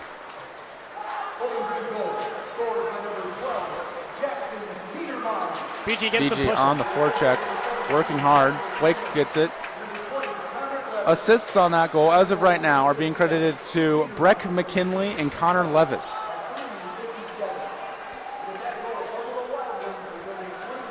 Both those players, McKinley and Levis, had assists in the Saturday matchup at the Niagara game. Trying to build quite the repertoire when it comes to getting assists. 3-on-1 opportunity for BG, trying to make a pass. Waters shoots just wide. Waters led the team in goals last season, yet to get a goal this year, both in regular season play and in exhibition play. Now the Falcons had it in their defensive zone. They dumped it all the way down. Some of the players on the BG bench saying that it was tipped, but could not convince the ref because they were wrong, and it'll get an icing against the Falcons. But a lot of good opportunities for this Falcon hockey team, creating good opportunities. Had a 3-on-1 opportunity, eventually led to a 1-on-1 chance between Waters and the goalie, Donoso, and he couldn't quite. He pulled the trigger. He had a good shot, just couldn't quite finish it off. That goalie was distracted by the misdirection, clearly. Just couldn't finish. Crampton gets the puck in the neutral zone. Crampton, 2-on-1 opportunity now for Falcons. Minville working it up, takes a shot, will be saved by Donoso again. Good shot by Minville. Not enough juice on it. So Hodson takes a shot, went off the glove of Donoso, and up and over the net. Now BG will take it in the neutral zone. Crampton trying to chase it down. Pass up, BG getting a lot of quick outnumbered opportunities. Coach Lilly has to be pleased, although he won't show it. Quick shot right in front. Crampton had opportunity. Took a couple of weird bounces off a couple of Windsor defensemen. They'll go up into the netting and out of play. Faceoff will be in BG's offensive zone. Donoso having a strong outing.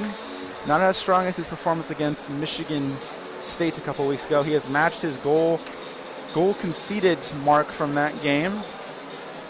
Well, in that game, he faced 50 shots and let up 4 goals. So far this game, he's let up 16 and let up 4 goals. Although, in that game, he shuts out the Spartans in the third period. So we'll wait and see what happens in the third here. Stay tuned on Falcon Radio. Korodiak has the puck, trying to work it up to Morneau. Mixing a pass, and now another outnumbered opportunity for BG. Walking in, takes a shot, couldn't quite. And now a penalty, the late penalty against Windsor. Had an opportunity, tried to complete a pass to Martin, who was right in front of Donoso, and just couldn't quite find the tape. But now a penalty against Windsor, and BG will go to another power play. Not quite sure what the penalty is quite yet. It's Shives, again, number 17 for Windsor, his second penalty of the game, and he looks just as confused as we are. Didn't see anything blatant that stood out to me. It'll just be 2 minutes.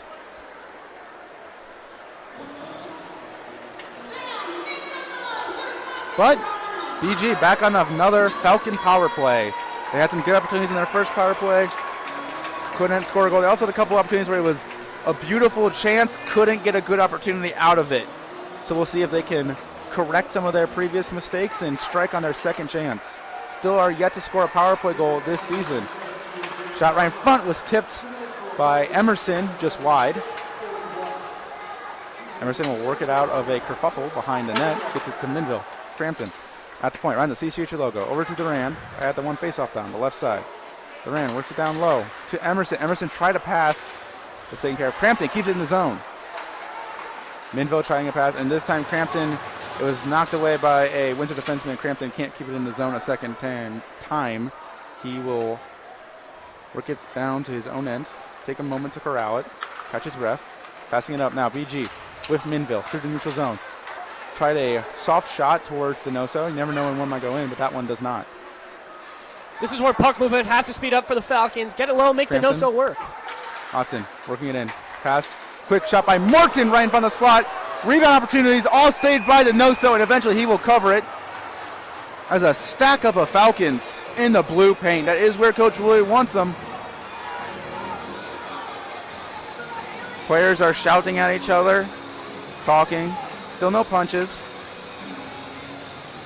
If I keep mentioning punches, it's because last time the Falcon hockey team last year took on a Canadian college. It was Simon Fraser University here at the Slater, and there was multiple fights throughout the game. True fights, not shoving matches, full punches. Boxing matches, if you will. Take a look at the BG roster, full of Canadians. Crampton, I want to point out, by the way, if you look up his stats on YouTube, first 3 videos that come up from his junior career, all fights. I'm sure he'd be willing to hop in one if the chance showed it. Martin gets at the puck in the offensive zone, right in the corner. Unfortunately, the pass will be picked off by Windsor. Now they have an opportunity shorthanded. And McKinley takes care of it for the most part. Quick pass over. BG trying to get possession back, and now they will. McKinley behind Palmer. Passing it up. Lancer's doing a really good job of closing out. 38 seconds remain here on the power play for the Falcons, and now they get a 3-on-3 opportunity. Trying to complete passes, not able to do it. And now Mullen, I believe, for Windsor was the one who dumped it down. Yep, Kirk Mullen. It's good deflection by Frank Jenkins for the Lancers. 15 seconds remain here on the power play for the Falcons. They have it behind the net. Couldn't have possession, though, and now Windsor will try and take it up. They're not trying to dump it down. They're trying to make a play out of it. Norris at center ice is able to dump it back into the zone. Only 2 seconds remain on the Falcon power play. Shives jumps out of the penalty box, and another opportunity for BG on this power play goes away. And now Shives has puck, will dump it in and go for a change. Brian Lonergan trying to work it around. Slapped in by Windsor into the offensive zone. BG had so much momentum during that power play. It's trying to get it back now and just get possession. People don't talk about, as much as you can gain momentum on a power play, you can also lose it when another team kills off a penalty, and that might be the situation as BG now has to ice the puck just to get a breather. Lonergan took a big hit behind his own goal.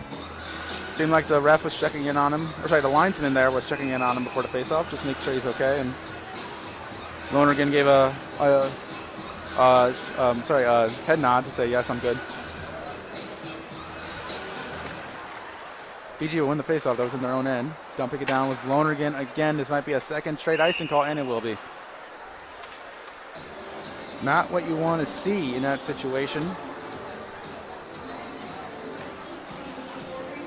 BG with about 10:33 left here in the second period. We are quickly reaching the halfway point of this game. Shots are currently...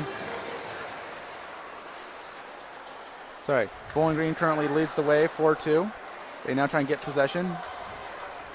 They had a lot of momentum going into that power play, had a lot through the power play, and seemed to have lost their step a little since that power play was killed off.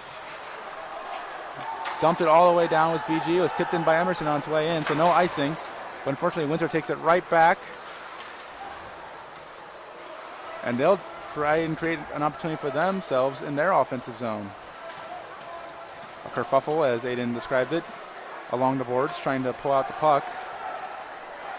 Simonovic pinning a player along the boards. That is Colton Smith, one of the earlier goal scorers for Windsor. He was getting pinned. And now has an opportunity right in front. Tried a shot, was knocked away by, I believe, Korodiak. Now a hit on Colton Smith. Windsor trying to take some deep shots in this game. Just been unsuccessful.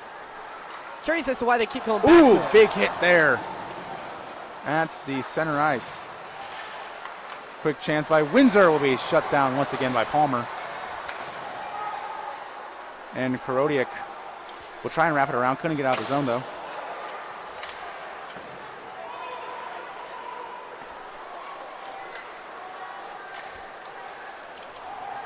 Puck is still in the defensive end for BG. Trying to get it out. Now they finally will. Jeremy Minville will be the one to dump it through. Minville with some finesse there. Good stick skills. And now I believe an icing call against Windsor. Minville making a big impact on this game. Only a freshman from Ontario as well. Been making a big impact for the Falcons so far in this exhibition game. Bowling Green, and now a goalie change. As Jacob Steinman will enter the net now for the Falcons. We mentioned how we expected to see some goalie changes. Probably Coach Willie wanted to see the first half go to Palmer, and now the second half will be Jacob Steinman's net. Faceoff was in BG's end, in Windsor's end, and BG wins the faceoff. Trying to get the puck now behind Donoso. Minville trying to work it out. Martin, I believe, has the puck. Trying to pass to Grant. Couldn't complete it, and now an opportunity. Running back is Windsor.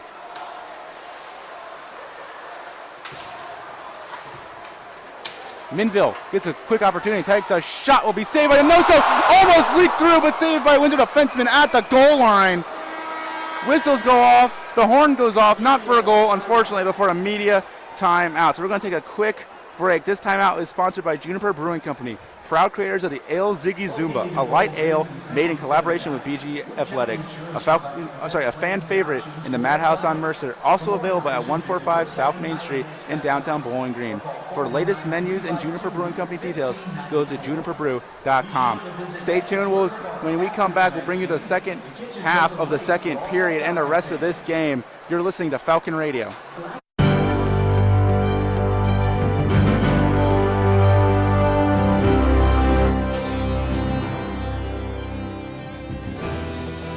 Cameron Petaway is this week's Falcon Media Sports Network's Athlete of the Week. The redshirt freshman had 2 receptions for 118 yards and 2 touchdowns against Toledo in the Battle of I-75. Petaway leads the country with 35.1 yards per kick return. He is number 1 all-time at BGSU since 1995 with 721 all-purpose yards through the first games of his career. Against Toledo, he recorded a 73-yard receiving touchdown to tie the game up 21-21. Head coach Eddie George said Cam has come on big time for us. You could see his explosiveness and what he brings to the table. This has been this week's Falcon Media Sports Network's Athlete of the Week.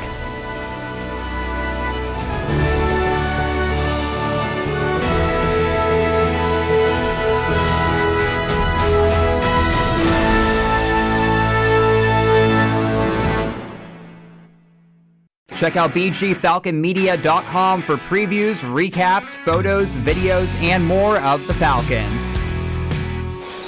Welcome back to the Slater Family Ice Arena. I'm Nathan Burkett, joined by Aiden Bruick. Aiden, couldn't score on that power play. Did you like the chances at least, though?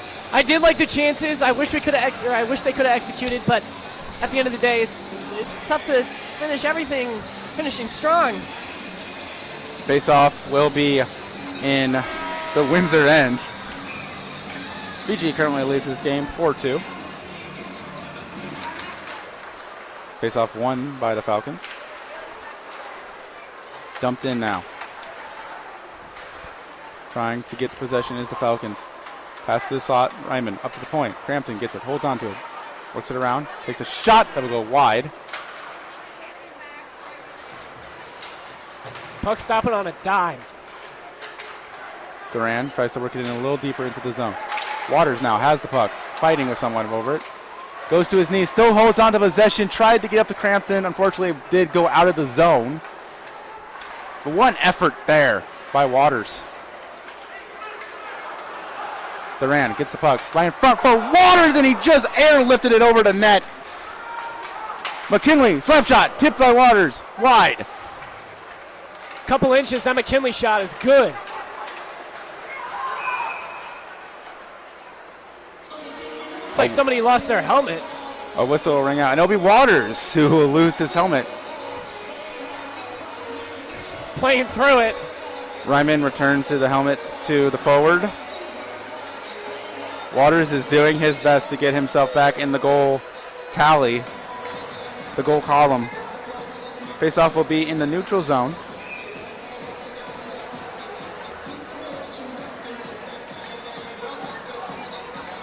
Faceoff will be won by the Falcons again. I feel like I'm saying that a lot tonight, which is something that this team, both last year and so far this year, has been very good at, is the faceoff circle.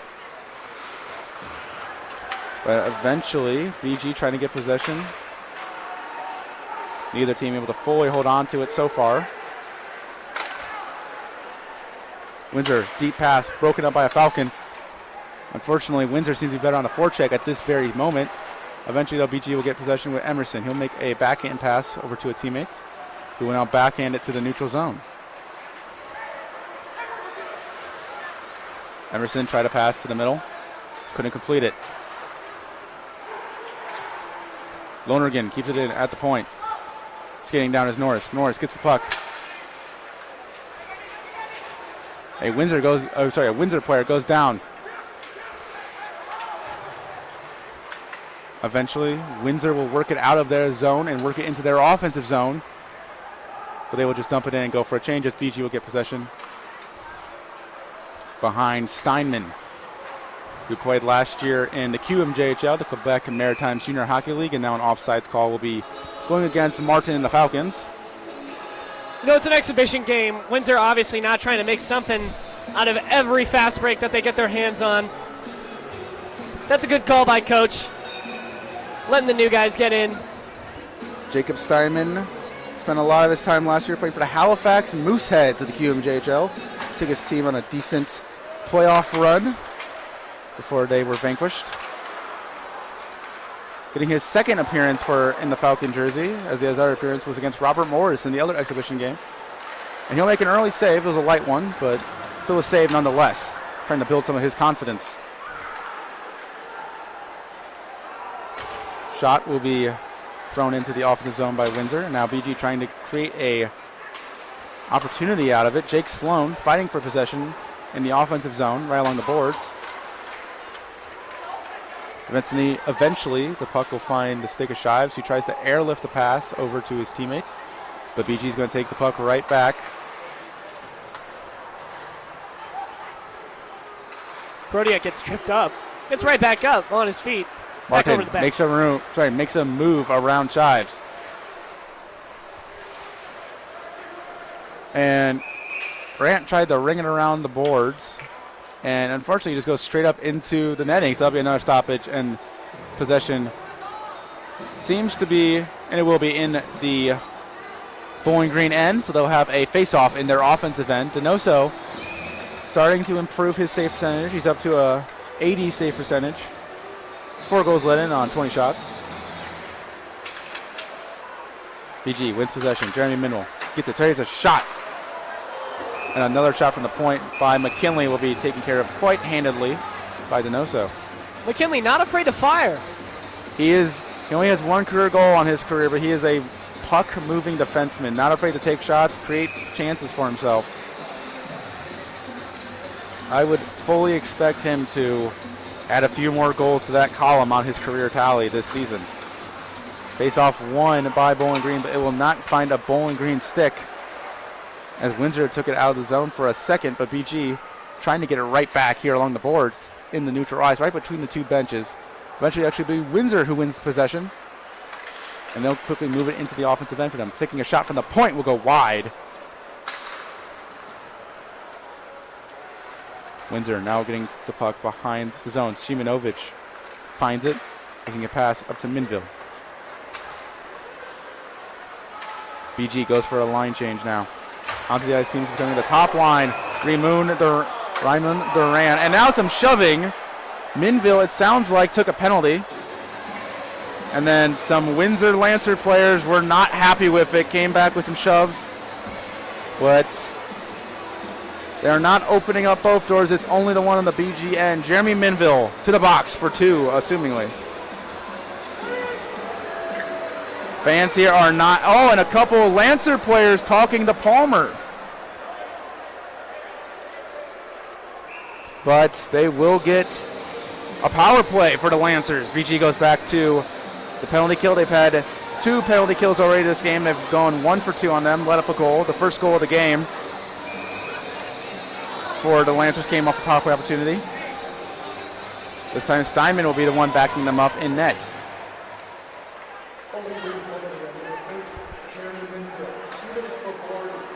Penalty against Minville. Boarding goes to the box for 2. Windsor trying to work it well in the zone. BG, though, has a great penalty kill, well documented. Ivan Karodiak is just not letting Windsor get anything out of it. No good true possession yet. And you wonder what Windsor draws up here. Got to think on the fly. Big shot block there by a BG player. And it was Karodiak again. Had a total of 6 blocked shots last weekend. And then a big save by Palmer and a dump all the way down ice and a clearing by the Falcons. They'll go for a change now. BG changed Steinman into the goal. He's had 2 good saves. Now out there for the penalty killers, we have Emerson. I believe that is Simonovic, McKinley, and Levis.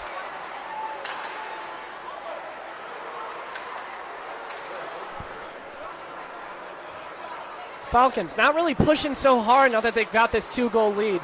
They're not pushing for possession during this penalty call. And now an offside call goes against Windsor.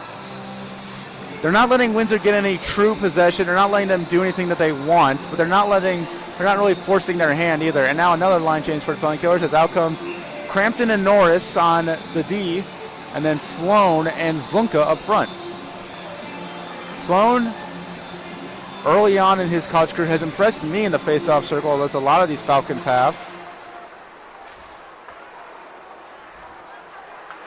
Norris will dump it all the way down the ice after Sloan won the face-off, and Zlunka will be the first one to the puck in the offensive zone.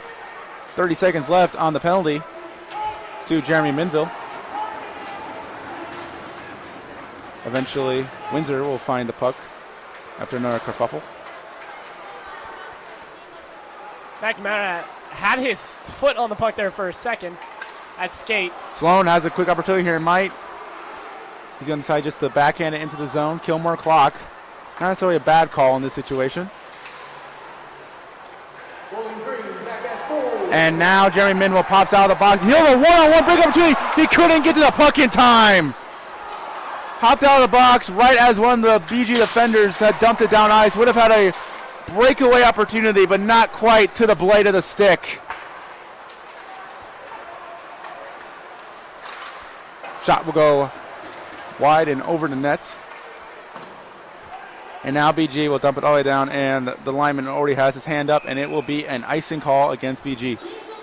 Your stick checks can only go so far, and when you're able to get that stick out extended in front of you, it's an extension on your arm.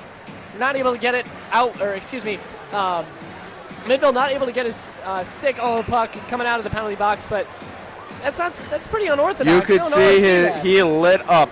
He was so excited. It looked like that he was about to have an opportunity. Just couldn't quite get to it.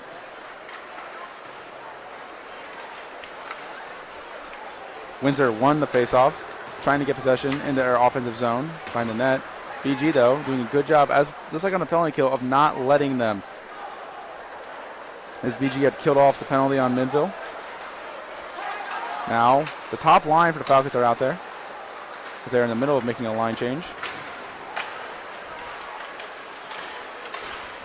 Great. Jaden Grant gets the puck. One-on-one opportunity. Working it in. Trying to go to a backhand. Couldn't quite get it. Knocked away by the lone defender he had to beat. That's Zabo on the defense for Windsor. Bowling Green has the puck in their defensive end with now only 1 minute remaining here in the second period and an icing call against the Falcons. Shots are currently 21-16 in favor of the Falcons. Score is 4-2 in favor of the Falcons. I've been out shooting the Lancers of University of Windsor, but this team last year and so far this year is no strangers to getting at least 30 shots on goal per game. I'm sure Coach Willie's happy with what his team's done so far. He wants more in the third period.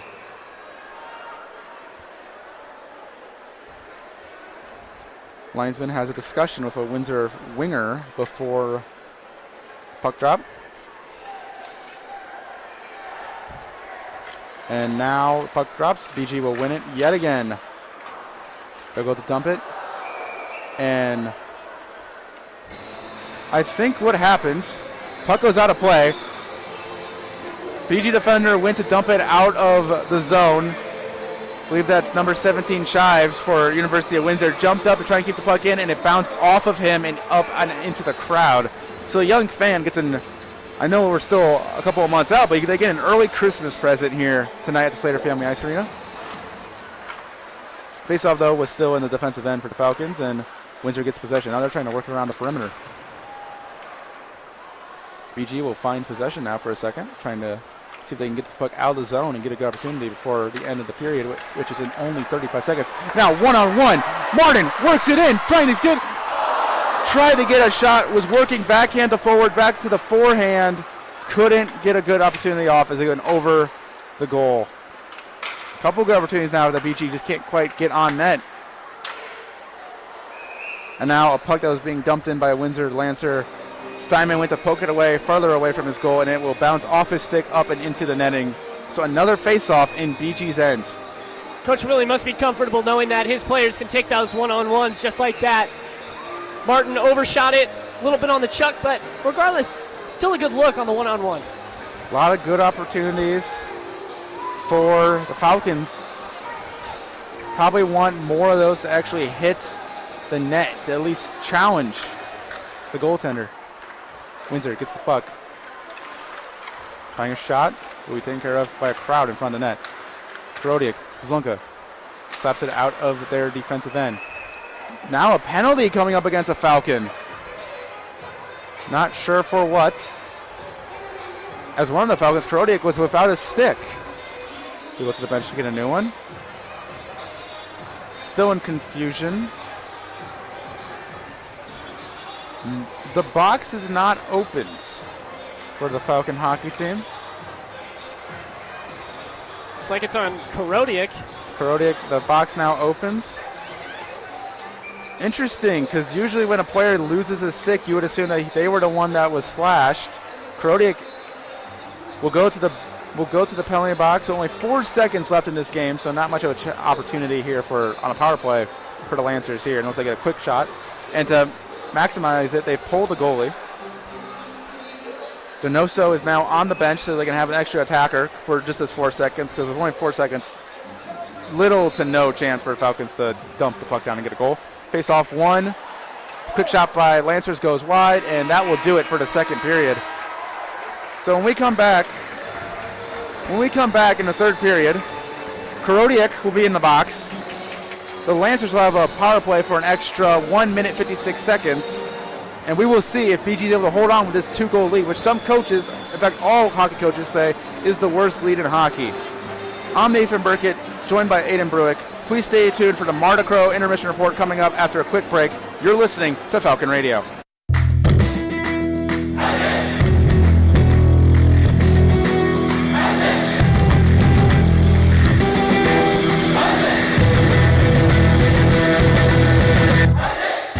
Looking for a BGSU Athletics talk radio show? Tune into the Zig Zone every Sunday at 4 p.m., where a panel of Falcon Media Sports Network members discuss the hottest BG sports topics, only on WBGU 88.1 FM.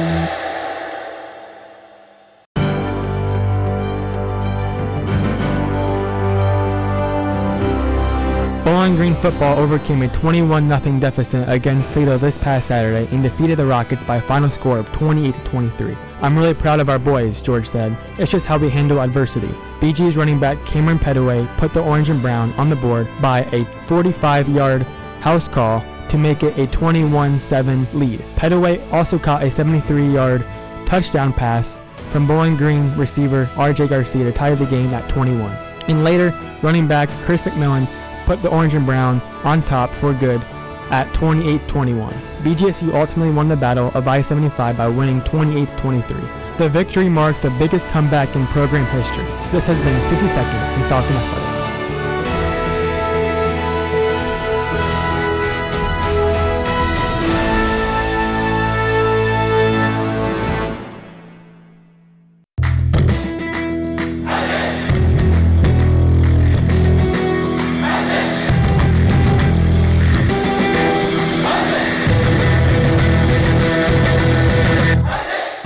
Looking for a BGSU Athletics talk radio show? Tune into the Zig Zone every Sunday at 4 p.m., where a panel of Falcon Media Sports Network members discuss the hottest BG sports topics. Only on WBGU 88.1 FM.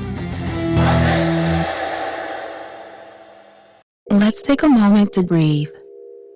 Deep inhale. Extend your spine. Remain focused on what you're doing.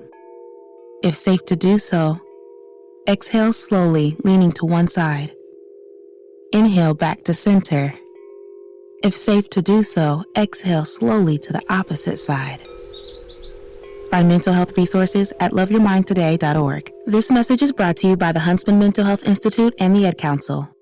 What kind of help does the IRS have for identity theft victims? If you suspect you're a victim of tax-related identity theft, go to irs.gov/identity theft to learn how to prevent potential refund fraud and protect your tax account. At the IRS, combating tax-related identity theft is a top priority, and we are committed to prevention, detection, and assisting victims. And we're working with law enforcement to catch the criminals. For more info, go to irs.gov/identity theft to learn what the IRS is doing to help protect you.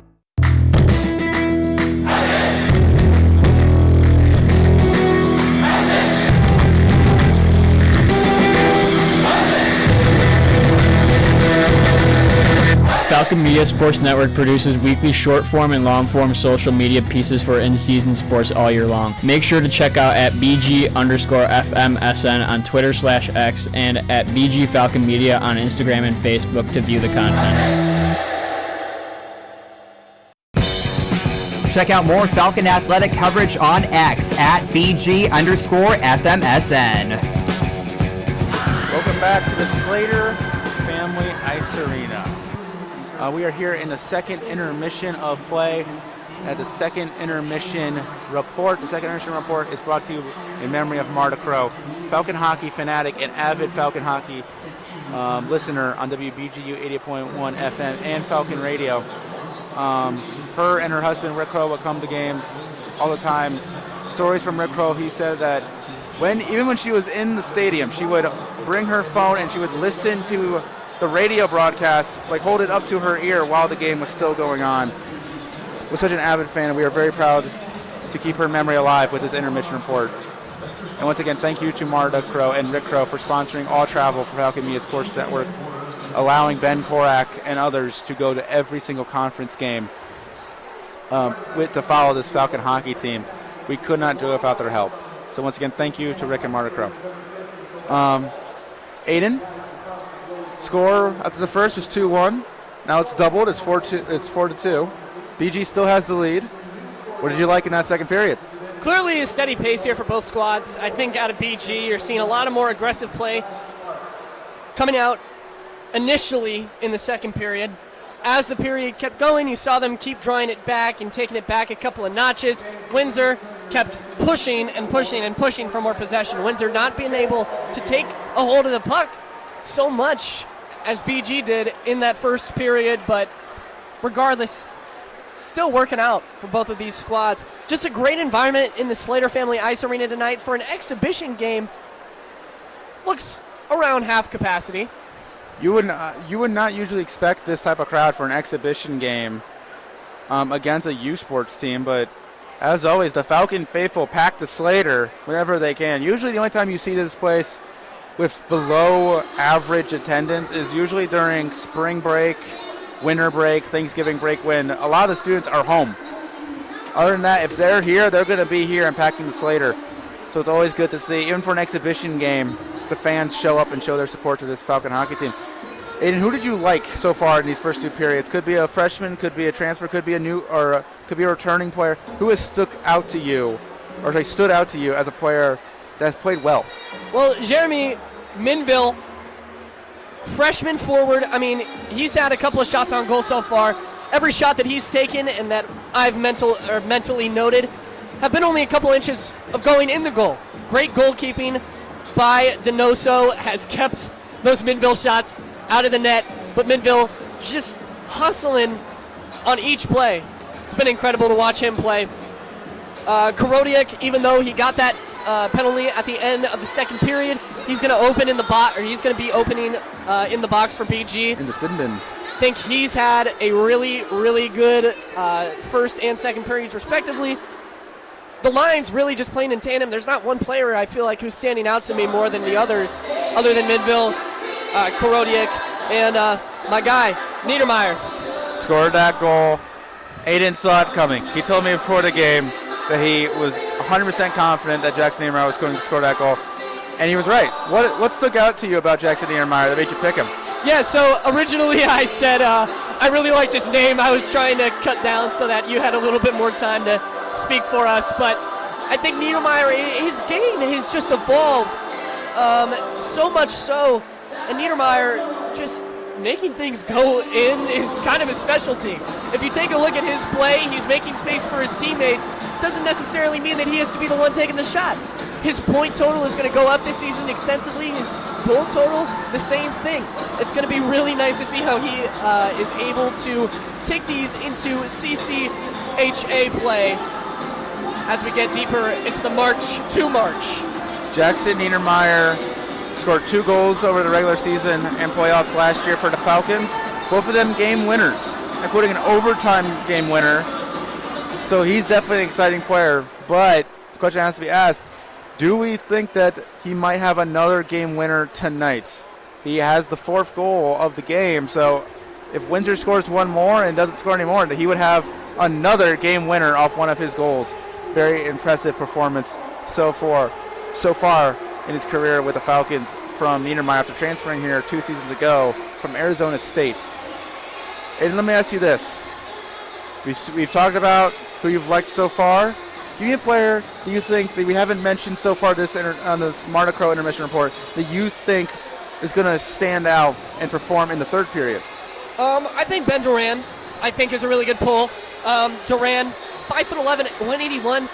He's a little short on the shorter end, has some weight to him, but still moves incredibly elusive. It's been nice to see him work with his teammates, make opportunities, but Duran, look out for him the 3rd period. Not sure how much playing time he's going to get on the ice, but regardless, going to make some changes for the Falcons. Thank you, Aiden, for your insight. We're going to take a quick break. When we come back to the Marta Crow intermission report, we're going to give you updates on around the CCHA, the other scores of the CCHA. We're going to go ahead and give you an update on Pick a Stick, and we're going to give you Puck Drop for the 3rd and final period of this hockey game. I'm Nathan Burkett, joined by Aiden Bruick, and his first ever hockey broadcast, doing a great job. You're listening to Falcon Radio. Eddie George and Falcon football look for a winning record as they take on Central Michigan during family weekend at the Doit on Saturday, October 18th at noon. Tune into Falcon Radio, streaming on bgfalconmedia.com for the broadcast from Falcon Media Sports Network's Tyler Kavelitz and Carter Leonard. Additionally, Nate Hinners, Adam Duffin, and Andrew Hokowski host the pregame, halftime, and postgame show, starting at 11:35 a.m.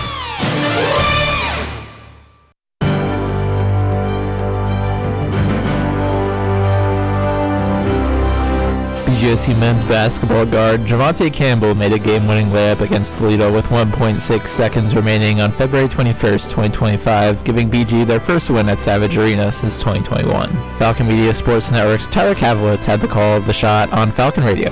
It's Campbell with the ball, driving inside. Layup's no good. Rebounded by Exact. The putback's no good.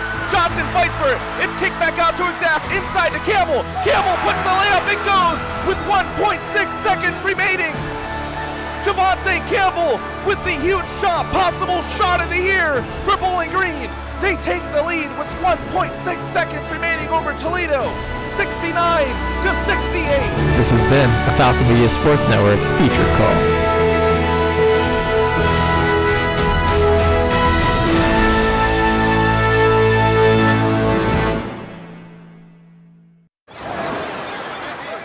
Hear that? That's the sound of your life. Perfectly imperfect. Beating in rhythm to the world you've created. But every time you drive after drinking, the music gets drowned out. Your life sounds pretty great. Don't let a buzz ruin it. Buzz driving is drunk driving. Don't drive buzzed. A message from NHTSA and the Ad Council. Tom has been a teacher for over 40 years. One day, I think one of the students had asked the question and he didn't remember the answer. And I also noticed that he was letting his class out earlier than they were supposed to let out. I was really starting to worry. Levi and I talked about how it would change our lives, but he was there beside me. When something feels different, it could be Alzheimer's. Now is the time to talk. Visit alz.org/ourstories to learn more. A message from the Alzheimer's Association and the Ad Council.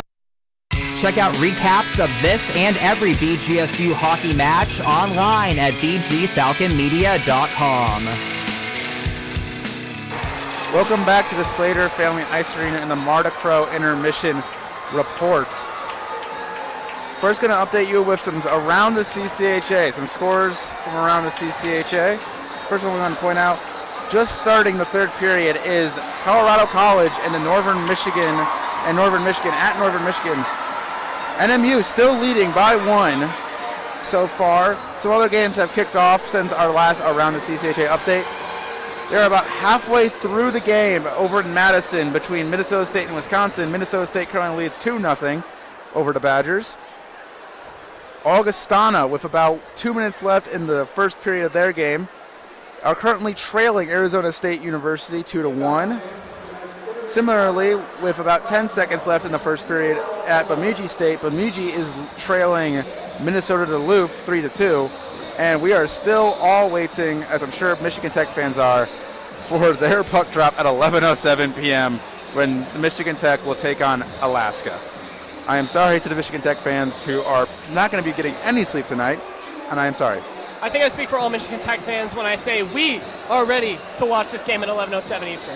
Maybe drink some coffee, some energy drinks, and just prepare. Tomorrow's Saturday, so you get to sleep in, I guess. But yeah, you're not waking up before 10 tomorrow if you're a Michigan Tech fan. I'm sorry. Another update we're going to give you is pick a stick. So far, Lucas, Tyler, they're both still at 0 points, as Zlunka and Duran are still yet to put up an assist or a goal. Aiden got himself into the running. He's currently tied for first with me and Nate, as we'll get to, as Niedermeyer scored a goal. Nate Hinders back at the Colleen Center in Bowling Green, Ohio on BGSU's campus. Once again, thank you, Nate, for board hopping this game. For a guy who claims to not know hockey, he is currently tied for first with me and Aiden, as Karodik has 2 assists on the game, which total 1 point. Nick Windholtz, one of our videographers who's at this game, his pick Martin got an assist, so he has 1 point he has a half point so far. Then you have myself with Noah Morneau has a goal, so he has 1 point, and then Ben Korak, the usual hockey beat, has an assist with Norris. So just give everyone a quick update of the total points. Lucas and Tyler are in dead last with 0 points. Nick and Ben are currently tied for second with half a point. And me, Aiden, and Nate back in the studio are currently tied for first with 1 point apiece. So we're going to find out in this third period, will BG hold on, and will one of us pop out into the lead and pick a stick, or will we all go home as a tie, which means we all win, and we can all agree that means we're better than Lucas, Tyler, Ben, and Nate. There's nothing better than having some fun at an exhibition. But BG, staying with it, 38 seconds, ticking down until this intermission is over. Windsor going to take the ice next after these guys Steinman still in goal for the Falcons. Nate, you think he's going to stay in for the rest of this? I would assume so. Coach Willie, he's seen what he has to see now, Cole Moore. He had them all last year. He hasn't fully been able to see what Tyler Palmer or Steinman have, because before this game, Palmer had played a total of 2 periods of hockey in an orange and brown uniform, once in an exhibition game, one last week against Niagara. Steinman only had 1. So I like his strategy of let's give Palmer half the game, let's get Steinman half the game. We know what Cole Moore can do. Let's see Steinman and Palmer go out there, let's see what they can do, and let's just see what happens. Puck drop is getting ready here in the 3rd period of play. Once again, we want to thank everyone for listening to the Marta Crow Intermission Reports. BG is going to start this period on the penalty kill, as Karodiak will be in the box for another minute and 57 seconds. But the face-off will be at center ice, and they will win it yet again. I feel like I'm saying that all night. Good thing for the Falcons. Incredible. I mean, got to take a hold of the face-off game if you want to make an impact on the offense. BG able to do just that. BG dumped it in all the way down. Now Windsor trying to create a play. And Steinman will just cover that. Kind of just rolled toward it. It wasn't even a shot. It was just rolling toward him, and he'll quickly corral that, take care of it, cover it. And he knows how good his team is at faceoff. So he doesn't always. He knows, even though the faceoff is going to be to the right of him, he doesn't really have to worry about it. Hopefully, because now in for the Falcons, Connor Levis will be taking the faceoff, and he's confident in his teammate.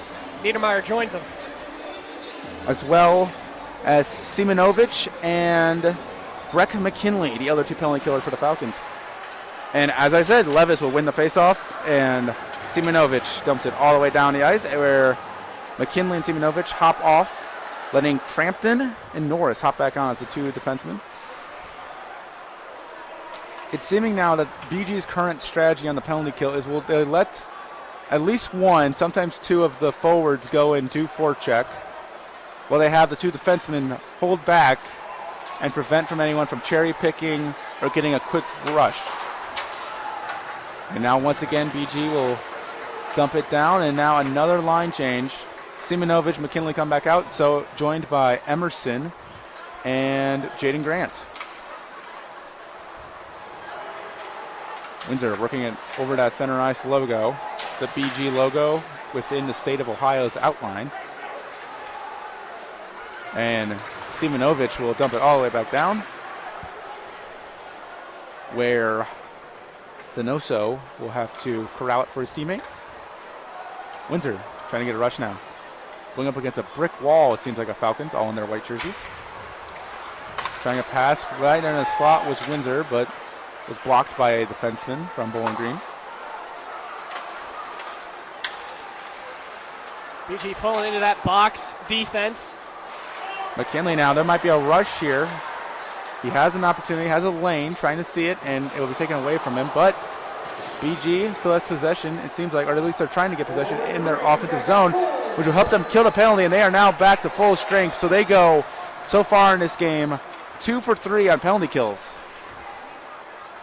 Continue their strong form. I don't even think that Windsor may have only gotten like 2 shots off on that penalty kill, if that. So not only are they preventing goals, they're preventing opportunities. No Murnau takes a shove right behind Donoso in the offensive zone for the Falcons. He gets right back up, gets the puck back, gets taken down again, gets back up. Norris now has the puck. Tries a shot. Will be saved and held on to by Donoso. Now Murnau goes up to the player who I believe was shoving him, could have been a different player, and has a little conversation. I think we're back to cookie recipes. I sure hope so. Morneau just finding his way through there, had to stick behind his head at one point, going one-handed to try and make a difference in that wall-up. I mean, I'm not a lip reader, but if I look, and we are very high up from the players, but if I look really closely, I think I see Murnau saying, "I prefer chocolate chip." Fair take.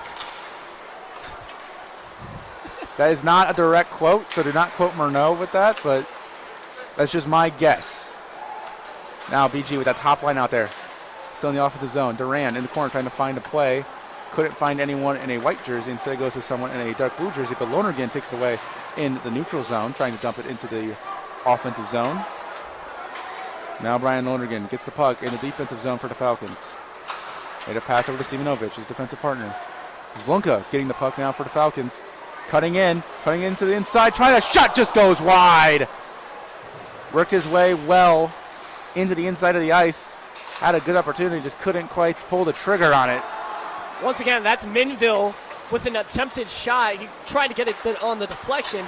Couldn't get it done. Minville, still a player to watch for the Falcons. Good for Minville, waiting backdoor, looking for those rebounds. And now the puck was up in the air, arcing towards Steinman. He'll do a quick jump and catch it. Last time I saw a Bowling Green goaltender do that kind of a jump, it was last year with Christian Stover after a victory against, I believe, Michigan Tech, where it was his first game in a long time. He got the victory. He did a little victory jump. This one was just to cut the puck, but a little bit of a memory of Christian Stover. And if Steinman is anything like Stover, he will have an amazing career here with the Falcons. Stover is now playing professional hockey in Europe, in England. Looks like some miscommunication on the Windsor side of things. Quinn Emerson trying to make a move, gets knocked to the ice, went flying through the air sideways for a bit. And he seemed to be holding his head. I don't know if that's an injury or just collecting his helmet. Now quick shot, and it'll be saved by Steinman. Not sure what the Lancers are trying to go for there. Took a shot from beyond the blue line. Of course, you have to expect for a Division I goalie, Steinman, got to make the block. Big save. He'll get a drink of water, put it back in his holder. I believe he is moving snow out of his crease, but it kind of looks like he's thanking his posts in a similar way to the famous, recently retired Marc-Andre Fleury. Face-off was won by BG, but eventually Windsor found it, but then Crampton takes it right back, trying to pass over to Morneau. Windsor in right on the face-off dot, the main one. Tried a shot in from the neutral ice. Steinman will take care of it, pass it over to a teammate. Martin up to Morneau. Morneau tries to work by one defender, can't work by the second one, but Martin's in on the forecheck. Now hit by Crampton, now a 2-1 opportunity for Windsor, they're working it down. Waiting, try to pass over, taken care of by the captain, Dalton Norris. Norris, just doing captain things. When you got to hunker down for your team, he gets it done, leading them to the promised land. Icing call goes against Bowling Green, so faceoff will go back to the Bowling Green end, but when you're a captain, you have to remain composed. You have to lead your team, lead by example. And Dalton Norris did a good job there. Now a timeout by Coach Willie and the Falcons. So we're going to go ahead, take a quick break. This timeout is sponsored by Juniper Brewing Company, located at 145 South Main Street in downtown Bowling Green, featuring coffee and craft beer and serving breakfast, lunch, and dinner. See the latest menu at juniperbrew.com. So you're listening to Falcon Radio. We're going to take a quick break. Stay tuned. You're listening to Falcon Hockey on Falcon Radio.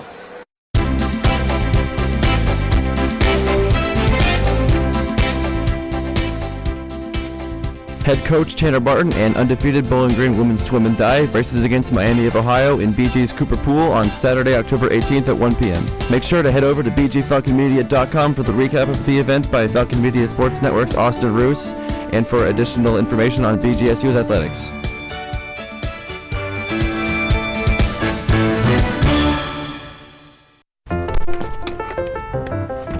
Mommy, can I sit in the front seat just this one time? Please, please, please.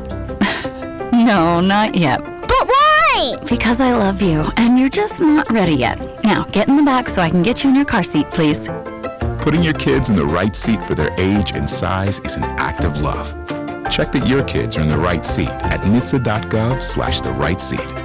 Love protects. A message from NHTSA and the Ad Council. Ben Korak and the Falcon Media Sports Network crew covering the Falcon hockey team throughout the season. Welcome back to the Slater Family Ice Arena. Puck drops on the penalty kill for BG, and Dominic Remone ran it all the way down the ice and scored. Great. I mean, off the face-off, that's exactly what you want to see. getting down the ice at fast, high speeds. Buries it. Sorry we were off the air for that bit, but what an opportunity. Gets the puck, runs it all the way down the ice, takes his opportunity. I believe there was actually a penalty on the Lancers during that. Scored anyway. Now quick opportunity. One-on-one with the goaltender. Lancers shoot. Saved by Steinman. Rebound opportunity goes over the net. May have been blocked by McKinley. Penalty is over. BG has killed it off. But Dominic Ryman off the face-off.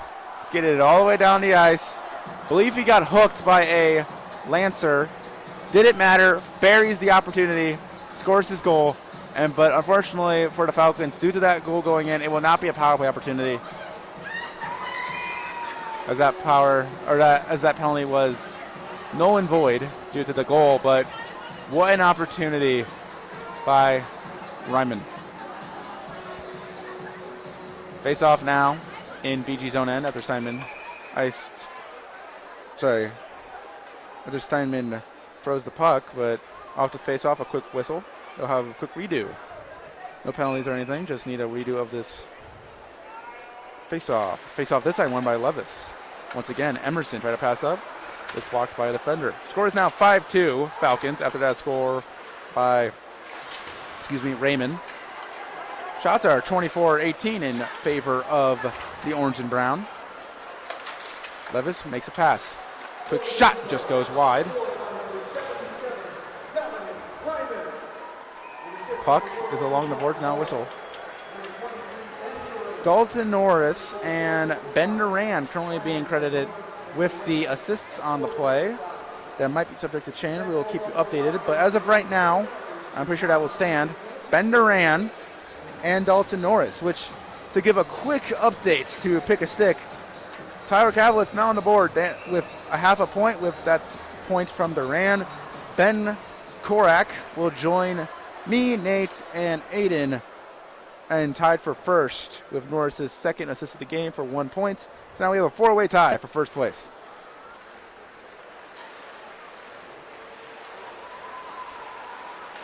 Slunga hit the brakes, tried a spin move, unfortunately lost the puck out of it. I've been very impressed by this line here of it switches between Minville, Morneau, Martin, a quicker shot from the point goes in! Korodiak gets in, got the goal. Korodiak said it right before the period started. Keep an eye out on Korodiak. Penalties don't matter. If you can put the puck in the goal. What an opportunity.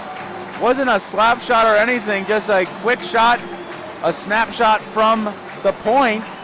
I believe Donoso didn't get a good look at it. There was a couple guys in front of him. It didn't seem like he reacted to it in time. It was just caught him off guard.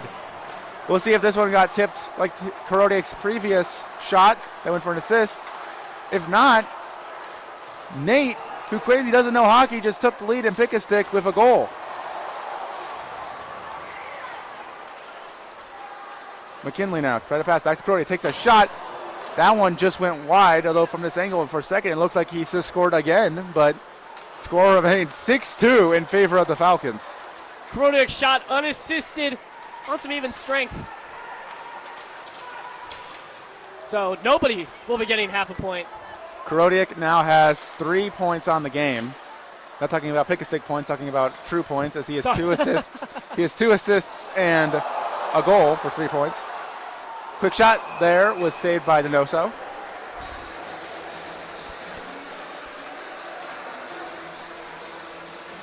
But Nate is now in the lead of Pick a Stick with his pick of Korodiak, as he has 2 points, 2 assists for a total of 1, and then the extra goal for 2 points total.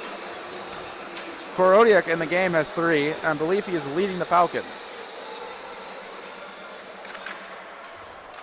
Now a shot by Norris, saved by Donoso. Big flurry in front. A couple of shots I think went through, but Donoso took care of all of them. Steinman seems to be having a relaxing day back in his own crease now. Going for a little relaxing skate as Donoso is being swarmed with chances. He has now led up 6 goals on 27 shots. Still a strong performance. Has made a lot of good saves. A new centerman will come in for Windsor as they will go for the face-off against Jaden Grant. Jaden Grant, for the first time, I feel like I've said all night, loses a face-off. BG does not take the win in the face-off. They're now announcing the correct goal. Unassisted, as Aiden mentioned. Oh, and a dangerous hit on Norris. And that's Amelia Gambellion. We got a fight. It's official. The first fight of the game. It's 4 Falcons on 2 Windsor players, and they're trying now. It's 5 on 5. Everyone's finding a partner.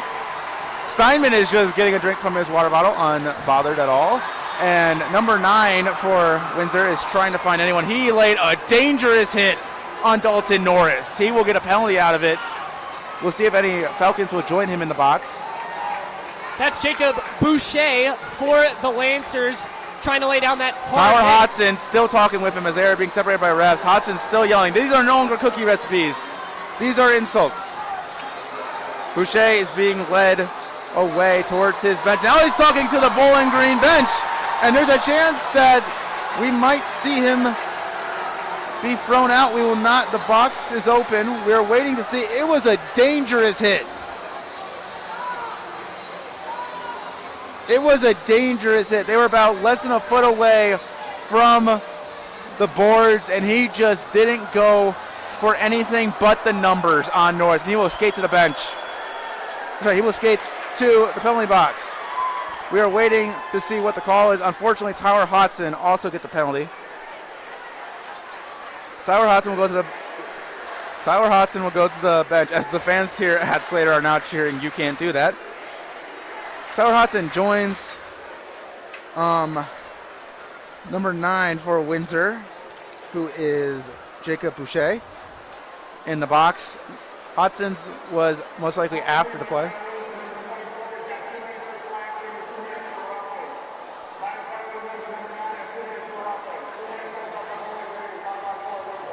So, trying to add up what I just heard. Hodson after the whistle. This is an interesting call. Hodson after the whistle gets 2 penalties, 1 for slashing, 1 for cross-checking, I believe. So he'll have 2 different penalties on the board for a total of 4 minutes. These were after the play. Then,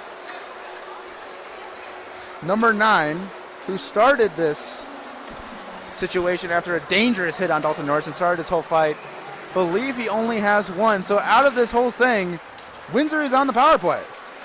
But the face-off will be in neutral ice, and they will win it. But through it all, Hodson gets 2 penalties. Boucher only gets 1. So Bowling Green goes back to the penalty kill. They've been very good. They've been, if I remember correctly, they've been 2 for 3 on the penalty kill so far this game. And so far, Windsor is not able to get any possession continued. Nothing seems smooth right now for the Windsor power play. Lancers just trying to make something happen. Seems like they got gifted. Quick shot taken care of by Steinman. And Karodiak grabbed the Lancer. He thought was a little too close to Steinman. No fight this time, no insults. We're back to cookie recipes. That puck landed straight in Steinman's chest. Just a good textbook save. Not everything has to be flashy. In a day and age where everything, it feels like, is just consistently, as Morneau will now go to join Hodson in the penalty box. This is not a, I want to clarify, to be realistic, this is not a penalty against Morneau. What happened is, since Hodson and Boucher took penalties that counteracted each other, they will have to stay after Hodson's penalty. He has to stay in the box for an extra time. So Morneau, when Hodson's first penalty is done, will hop out of the box for him. So he is serving Hodson's first penalty for him because Hodson has to stay in the box for a total of 4 minutes. So Morneau is now in the box with Hodson. Not a penalty against Morneau, just serving the penalty for Hodson. Quick shot by Windsor. We blocked by Martin. It's a selfish shot by McMullen. He had a guy to his left. Puck is still in the offensive zone for Windsor. Now passed over, couldn't quite pull the trigger. was number 15. Had a good opportunity, just couldn't quite get his stick on the puck. That's McMullen. Now another kerfuffle. We'll take this quick time to mention that due to them taking counteracting penalties, after Hodson's penalty is done, both him and Boucher will have to wait in the box until the next opportunity. Now Martin on a breakaway, takes time away, skates to the left just to dump it in, just to kill extra clock. Smart move, a very unselfish move by Martin with now only 5 seconds left on the penalty kill for the Falcons. Didn't want to get caught on the other side with an on-man opportunity. And now Morneau jumps out of the box after serving Hodson's penalty. Back on full strength is the Falcons, who have now gone 3 for 4 on penalty kills. Quick shot from the point was Korodiak, got saved by the Noso. Korodiak trying another snipe. There is about 10:30 left here in the third and final period of play. Falcons are currently leading 6-2. Shots are 27-19 in favor of the Orange and Brown. But Windsor currently has possession in the offensive zone. At the point now, holding it, waiting, taking a shot. Saved by Steinman again, off the pads. Steinman is impressing me so far in his second appearance in a orange and brown jersey. Had a very good period of play so far. Had a strong outing in the second. Is having an even better period, in my opinion, in the third. Now sub 10. He is making Coach Willie's job hard for next week when he's going to have to choose between Cole Moore, Palmer, and Steinman for who he wants to play. Usually people only have to pick between 2 elite goalies. Now he has 3. It's a good problem to have, but still a problem if you're Coach Willie. Was just going to say that, Nate. Brody Waters makes a pass up. Drop pass over to Zlunka. Zlunka now trying to make a move. Couldn't quite corral the puck the way he wanted to, but still a good move as possession is still there. Trying to get shots through, can't so far in the slot. Puck is still in the offensive zone for the Falcons, eventually be moved to the neutral ice. No one really has possession yet, and now in the defensive zone, Jack Blake for the Falcons picks it up. Big pass forward. No Morneau trying to crash the net, trying to work it again, working against his hometown college. Martin trying to make a move, got poked away. Lonergan makes a pass over to his teammate. Morneau gets it right back, trying to pass it over to Martin. Martin can't quite get it before a Windsor player keeps it in the zone. No reason to be aggressive at this point in the game. BG up 4 goals, 8 minutes. It's still a lot of time on the board in the third period, but the third period is the last period. The Lancers going to have to get something going if they want a chance to win this friendly exhibition game, but things not been so friendly on these sides. I will say, they like to say that it's a friendly match or an exhibition match. I've never seen a hockey game that you could count as friendly. And especially anytime 2 teams in college lace up full pads, it's not going to be fully friendly. We are now 8 minutes left here in the third period, which means that we are going to have a quick media timeout. This timeout is sponsored by Juniper Brewing Company, proud creators of the Ale Ziggy Zumba, a light ale made in collaboration with BG Athletics, a fan favorite in the Madhouse on Mercer, also available at 145 South Main Street in downtown Bowling Green. For the latest menus and Juniper Brewing Company details, go to juniperbrew.com. Stay tuned, you're listening to Falcon Hockey on Falcon Radio.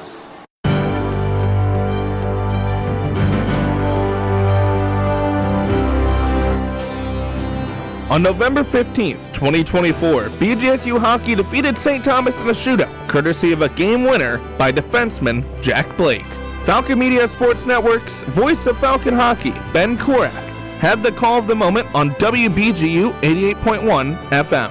And Jack Blake, for all the glory, trying to put this one away. With the puck, taking it around, far side wheel, working in with the shot, and he fills it! Jack Blake with the shootout winner! First time in the lineup this season, and Jack Blake is the hero as Bowling Green mobs him. This has been a Falcon Media Sports Network featured call.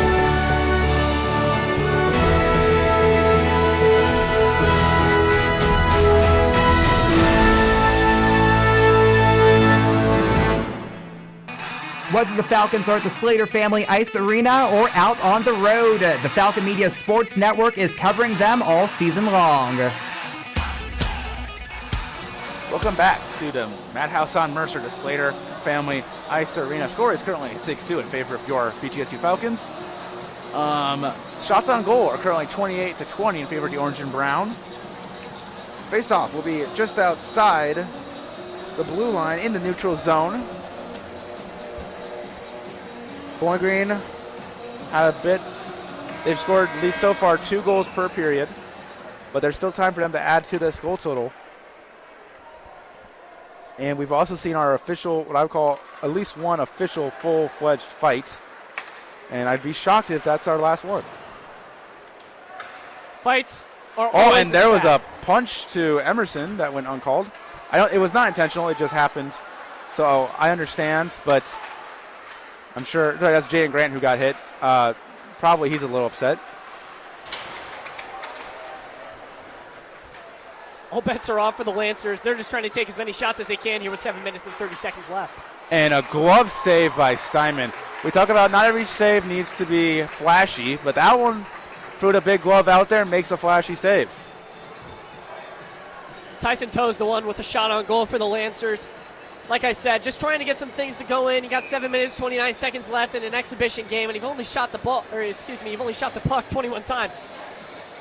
Out here for the Falcons are the top line of Waters, Duran, and Ryman with, Simonovic and Lonergan on the back end. Gordy Waters gets it, trying to work its way in. Dumped it in, but wasn't able to get possession. Tries to get possession now. It's right along the board. Oh, sorry, Ben Duran gets a quick shot by Riemann. Just saved by Donoso. Sorry there, for a second it was like stuck in our blind spot. Without a doubt. Tough being up here, but still a great shot. This is probably the best view, in my opinion, of the Slater, but there is a little blind spot on the far end of the ice right along the wall where we can't always see it. And now Steinman will freeze another puck after making a typical save. I'm not going to hype it up. I try, as we all do at Falcon Media Sports Network, to give you fans the most accurate representation of a game that we can. Make it sound like you are here with us at the Madhouse on Mercer or Deutz or the Stroh, wherever the game is. Face-off was won by the Lancers, and they were trying to move it around the perimeter. Oh, and a goal for the Lancers. Sorry if I sound a little shocked. Everyone in the building is shocked. Just got snuck in there. Yeah, it was number 12 for the Lancers, who is Ray Hamlin. He got the puck behind the net, did a quick spin move, just kind of threw it at the net, and I think it bounced off of Steinman's skate and just went into the net. Not much you could do there for Steinman. There's a stat that they use a lot for goaltending where it's expected goals against average versus actual goals against average, which the idea is basically they add up all the good chances and calculate where they think you should have set your goals against average versus what you actually did. So it's like if your goals against average is consistently below the expected goals against average, you're doing a good job. That's one that will not count towards his expected goals against average because I don't like that's a goal where you can't get mad at Steinman. It's a fluke goal. Good smarts from Hamlin to just try and get a shot on that because you never know what might go in. Took a weird bounce there, and unfortunately for Steinman, he was going through so far at that moment with a perfect score sheet. A blank sheet holding, and now a whistle, not sure for what, but faceoff will be in the offensive zone for the Falcons. But as I was saying, Steinman up to that point was holding the Lancers to a clean sheet for his part of the ice. And it's 6-3 now. Of course, 6 minutes, 27 seconds left here in the third period. Taking those shots, there's really no harm, no foul, especially in an exhibition game. You never know what might go in. It's better to take a weak shot than take no shot at all. There's one famous one in history that I'm not going to mention. Wayne Gretzky technically was the one. Wayne Gretzky said, "You miss 100% of the shots you don't take." Well, technically it was his dad who came up with that. So I don't remember Wayne Gretzky's father's name. I believe it was Walter. Do not quote me on that, but fans, please be free to look it up on Google. I'm pretty sure it's Walter. And now an icing goes against Windsor. Some of the bleachers starting to clear out here. Now that time is ticking down. The game is, in some people's eyes, it's not over. It's never over, but you have 6 minutes left. It's starting to get a little late. It's 9:20. It's family weekend here at the Slater on Family Ice Arena, as tomorrow's game against Central Michigan for the football team will be a big game. But I can understand some families probably want to get home, or should I get back to their dorms, get back to the hotel rooms. Opportunity now. Remote out shot just skated by him. Sorry, but they're trying to get back to their hotels. And now number 7 for Windsor taking on a backhand shot, was on a breakaway, and Steinman took care of it. It's Johnny Yulinixi. I can understand, though, some fans, especially trying to get back to their hotel rooms, get the good night's sleep before they go to the Deloitte tomorrow to see the Falcon football team take on Central Michigan. Make sure to tune into that game on Falcon Radio, as Falcon Media Sports Network will have the call. Face-off will be, I believe, in the neutral ice, as it was a call right there against Lancers for a offsides. Got about 5.5 minutes left here in the third period at the Slater. 30 shots on goal for the Falcons, only 24 for the Lancers, and I'm sure Coach Willie wants even more. It is not uncommon to see this team, especially last year, get upwards of 40-plus shots. They haven't done that this year, but they consistently got to 30, and they've outshot their opponent. I can't speak about when we played Robert Morris because I was not at the game. And Emerson going for a fight. He took a break and dropping the gloves. We have a full fight. They hug it out for a second. We'll see if they keep it at it. Refs jump in. Fight just kind of. We don't usually see college hockey players drop the gloves. Usually it's just you throw a punch with the gloves. And it feels like Crampton, we talked about earlier, he wants to get in fights. He likes to fight. He's trying to get one. The ref is saying no penalty against Emerson, as the fight was not reciprocated. There was a hit on a Falcon player, and Emerson took exception to it, immediately skated over, ignored the puck, skated over, dropped the gloves, was not reciprocated. Crampton, center ice, looking to, believe the term is rage bait, Jacob Boucher. He was the one who had the big, almost aggressive hit over on this side of the ice. Crampton not really one to turn down a fight. No stranger. We mentioned, if you look up on YouTube, Brandon Crampton highlights, first 3 videos to pop up from his Spokane days are fight, fight, fight. And from, I believe, different years, not from just 1 year. So he's willing to get in a fight, born and willing, had an opportunity right there, and sometimes it just doesn't always work out. But it'll be a penalty to Quinn Emerson, unfortunately, for the Falcons. Sometimes the fight, never mind. Oh, and Quinn Emerson is being kicked out of the game. A fair call. The fans here at Slater Family Ice Arena are cheering. Usually when they're cheering on a player leaving, it's when it's the opponent, and they're angry at them. In this situation, they are proud of Emerson sticking up for a teammate, but he will get kicked out of the game. Not sure if it's going to be a 5-minute major. If so, that means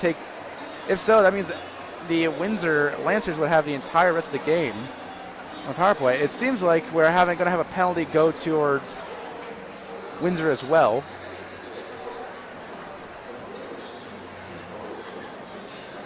Also, a question now for Willie is, who do you send over to serve the penalty? Because if it is a 5-minute major, which it probably will be, for Emerson being kicked out, you still need someone to serve the penalty. Surprising that this is the first fight that brings up a 5-minute major. It is. To be fair, the rule is in college hockey, you drop the gloves, that's going to be a fight. If you keep the gloves on, they'll usually just count it depending on what happens actually in the fight. If you keep your gloves on, that will be considered, depending on what actually happens, a minor penalty or a 5-minute major. But as soon as you drop the gloves, that's immediately you're out. That's a 5-minute major. We don't know for sure. There's still no penalty on the board for either team. Crampton and Norris are pointing to the penalty box, wanting explanation. Things just got interesting here in the end of this hockey game. Penalty killers will be, or this might be 5-on-5 still. We might not have any penalty on the board. This might just be a situation where you kick out Emerson, but there's no actual penalty, which does happen. Especially again, as soon as you drop the gloves, nothing really happened after he dropped the gloves. He wanted to fight. It was not reciprocated, and now they've kicked out a Omaha. Sorry, I almost forgot this team confused with the USHL team. They kicked out a Windsor Lancer too. Number 25. Frank Jenkins Was kicked out too. I'm assuming he was the only one in the fight. So no penalty on the board. Those counteract each other. So Emerson and Jenkins are out of this game for the rest of this game. But no penalty on the board. Still 5v5. Doesn't really affect anything with 4 minutes, 39 seconds left. Interesting call to call out Jenkins. I personally wouldn't have given a penalty to him for that. Maybe they gave him a penalty or something involving it for the previous play prior to the fight, but I didn't think what he did was worthy. Right in front, Windsor trying to get chances. They're not on the power play, but they're playing like it. Had a couple opportunities where they just couldn't get the handle of it. Like I said, just being more aggressive now with 4 minutes left. Really have nothing to lose. Also keeping in mind that usually when you get kicked out of a game, it's usually almost always a 1-game suspension. This is an exhibition game, so that will not take effect. Helps the motive. It's also why a lot of times in these exhibition games or these quote-unquote friendlies against Canadian teams, you might usually see fights because players know that even if they get kicked out, it's not going to go on, they're not going to be suspended for it. There's less of a risk. Now an offside here against the Lancers. Morneau and Smith having a friendly discussion. This one actually seems friendly. Keeping in mind, though, Morneau is from Windsor. He was born and raised in Windsor, Ontario. He played for the Windsor Spitfires for his junior career in the OHL. And now he is here in the States playing for Bowling Green. Puck in the defensive zone for the Falcons. Karodiak gets it over to Zlunka. Looking to puck up, and now Zlunka makes a pass over. Quick shot and a quick save by Donoso. Donoso has played every single minute for the Lancers. 3:20 left here in the third. They're putting in Duran now. Looks like Ramon. And Hodson on the other side. A little bit of a mix-up on this top line where usually we see Waters, so that might be Waters I'm just misreading, but I'm pretty sure it's Hodson. Could be an adaptability. And it is Hodson, so a little bit of an adaptation on this usual top line. We're at the point now where Willie wants to try out some new line combinations. Never know when a suspension might happen or an injury or just a penalty, and you need to mix up your lineup. Good to make sure these players can work well with each other no matter what line they're playing with. And it's quick opportunity for Duran. Big save by Donoso. That is an incredible save by Donoso. Pretty shifty stick skills. Duran went forehand to the backhand, back to the forehand. The triple deke. Almost like from the Mighty Ducks movies, but no dice. That's a good pull. Donoso is not shocked. Windsor now trying to work it back up. Steinman gets the puck, dumps it around. Quick shot now. Steinman take care of it. Opportunity in the slot now. Lancers try a shot, was blocked. Now another shot, blocked again. It's all about tracking the puck when you're in the goal. Steinman has done a great job at doing that so far. The only goal Steinman's let up so far was the one that took a very weird bounce off his skate or pad. Not much he could do there. So it's another strong performance. Maxwell Martin just got onto the ice and immediately went for a hit. Just missed it. Took Fraser off his feet. And now the current line out there is Murnau, Martin, and Sloan. We have Crampton and Norris, who's currently going for a change. So now Crampton and Simonovic out there on D. Simonovic will find the puck with a little bit of an ice. Will pass it forward in the offensive zone to Sloan. For bowling, sorry, I apologize. Back up to Simonovic, over to Crampton. Quick shot by Martin, goes well wide, looking for a tip. No one could find it. For a Bowling Green team that is averaging 1 goal a game, to go up by 6 against the Lancers of Windsor, it's a big accomplishment, especially in an exhibition, trying new things out. With 1 minute left remaining here in this game, something to keep in mind is that both in exhibition and regular season play, BG is yet to win a game up to this point. Steinman will pack it away quickly over to Simonovic, will bat it away. Now only 50 seconds left. Next week we go to Sault Ste. Marie to take on Lake Superior State. What kind of momentum will this build for this Falcon hockey team to go into CCHA play, even though it's an exhibition game, it doesn't count towards our record, to go into CCHA play with a win under your belt? Just the confidence this might bring to this Falcon hockey team. I think definitely confidence plays a big role in any sport, especially in hockey, where things get so personal on the ice. You're such in close quarters. BG needs this to go into CCHA play. That tough series at Niagara probably hurt them mentally. They played well, just couldn't quite get the goals where they needed them. And to now know that they're able to get over that hump is going to be pretty important. Lake Superior State, a solid team. If I'm not correctly, BG last season went 3-1 against them in their 4 games against each other. Levis, though, trying to kill out this clock. It's Levis. Zlunga gets violently tripped. Looks like they'll let Feet to the sky. But he'll be okay. No penalties. Might see a couple of fights or a couple of punches even after this whistle. But now only 5 seconds. Sorry. Now 5. 4. And now we got a situation, a quick whistle. And almost you could tell that they were thinking about fighting each other, but they decided to hold off. And if I'm a referee in this situation, I would have probably in that situation just let clock run out. Although it did go up and out of play. So that is why we will see no. And now actually a penalty out of it. It's a high stick penalty for the Lancers. And now I go back to my original play. I probably, in a situation where you have 2 teams that have been a little chippy, 3 seconds left, I probably will just let time run out. Interesting call by the refs for sure. But BG. 3, 2, 1. Game is over. There will be no extracurriculars after the game. They will join Steinman and surround him in celebration. BG wins this hockey game to a final score of 6-3. We're going to take a quick break. When we come back, we're going to give you our thoughts and opinions of this game, give you a recap, give you the 3 stars of the game, and then give you one final update, announce the winner of Pick a Stick, and give you one final update in Around the CCHA. Thank you for listening to myself, Nathan Burkett, Adrian Bruick. When we come, please stay tuned for the post-game report/show, whatever you want to call it. You are listening to Falcon Hockey on Falcon Radio.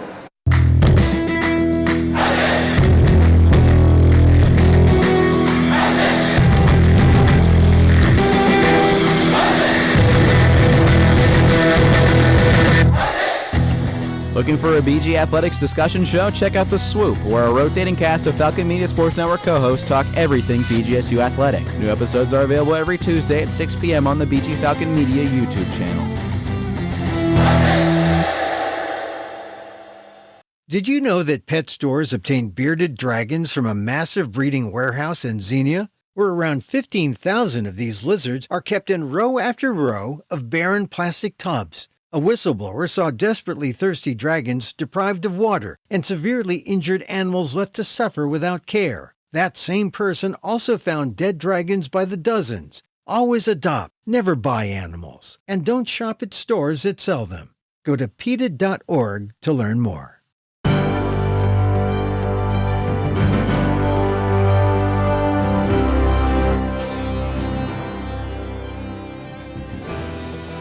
Cameron Petaway is this week's Falcon Media Sports Network's Athlete of the Week. The redshirt freshman had 2 receptions for 118 yards and 2 touchdowns against Toledo in the Battle of I-75. Petaway leads the country with 35.1 yards per kick return. He is number 1 all-time at BGSU since 1995 with 721 all-purpose yards through the first games of his career. Against Toledo, he recorded a 73-yard receiving touchdown to tie the game up 21-21. Head coach Eddie George said Cam has come on big time for us. You could see his explosiveness and what he brings to the table. This has been this week's Falcon Media Sports Network's Athlete of the Week.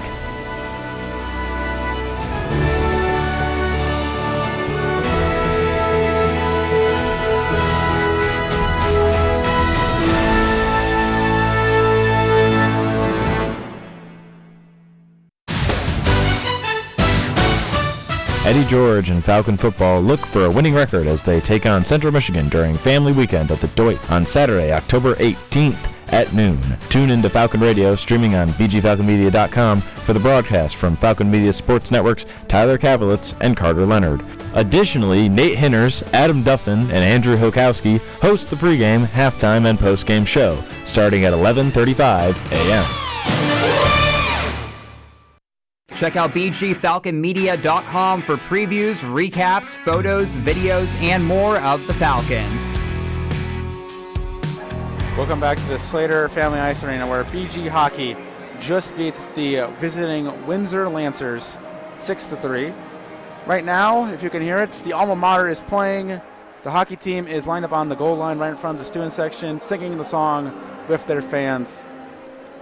Quite the game. Aiden, what did you see? What did you like? I mean, I saw a plethora of great things on the BG side. Number one, technically, though an exhibition, this is their first win of the season. It's going to be a good confidence booster going into CCHA play, knowing that they are able to get over that hump, as we were saying before we took the break. BG, 34 shots on goal to Windsor's 26, outshooting Windsor just like they outshot Niagara in that series as well. BG not afraid to take shots. They're being aggressive, and Coach Willie said, like you had mentioned, that they are one to try and get their shots from within the face-off circles on the offensive zone. So BG doing exactly that, executing. They're going to have a great time going into CCHA play, reeling up of a 3-goal win.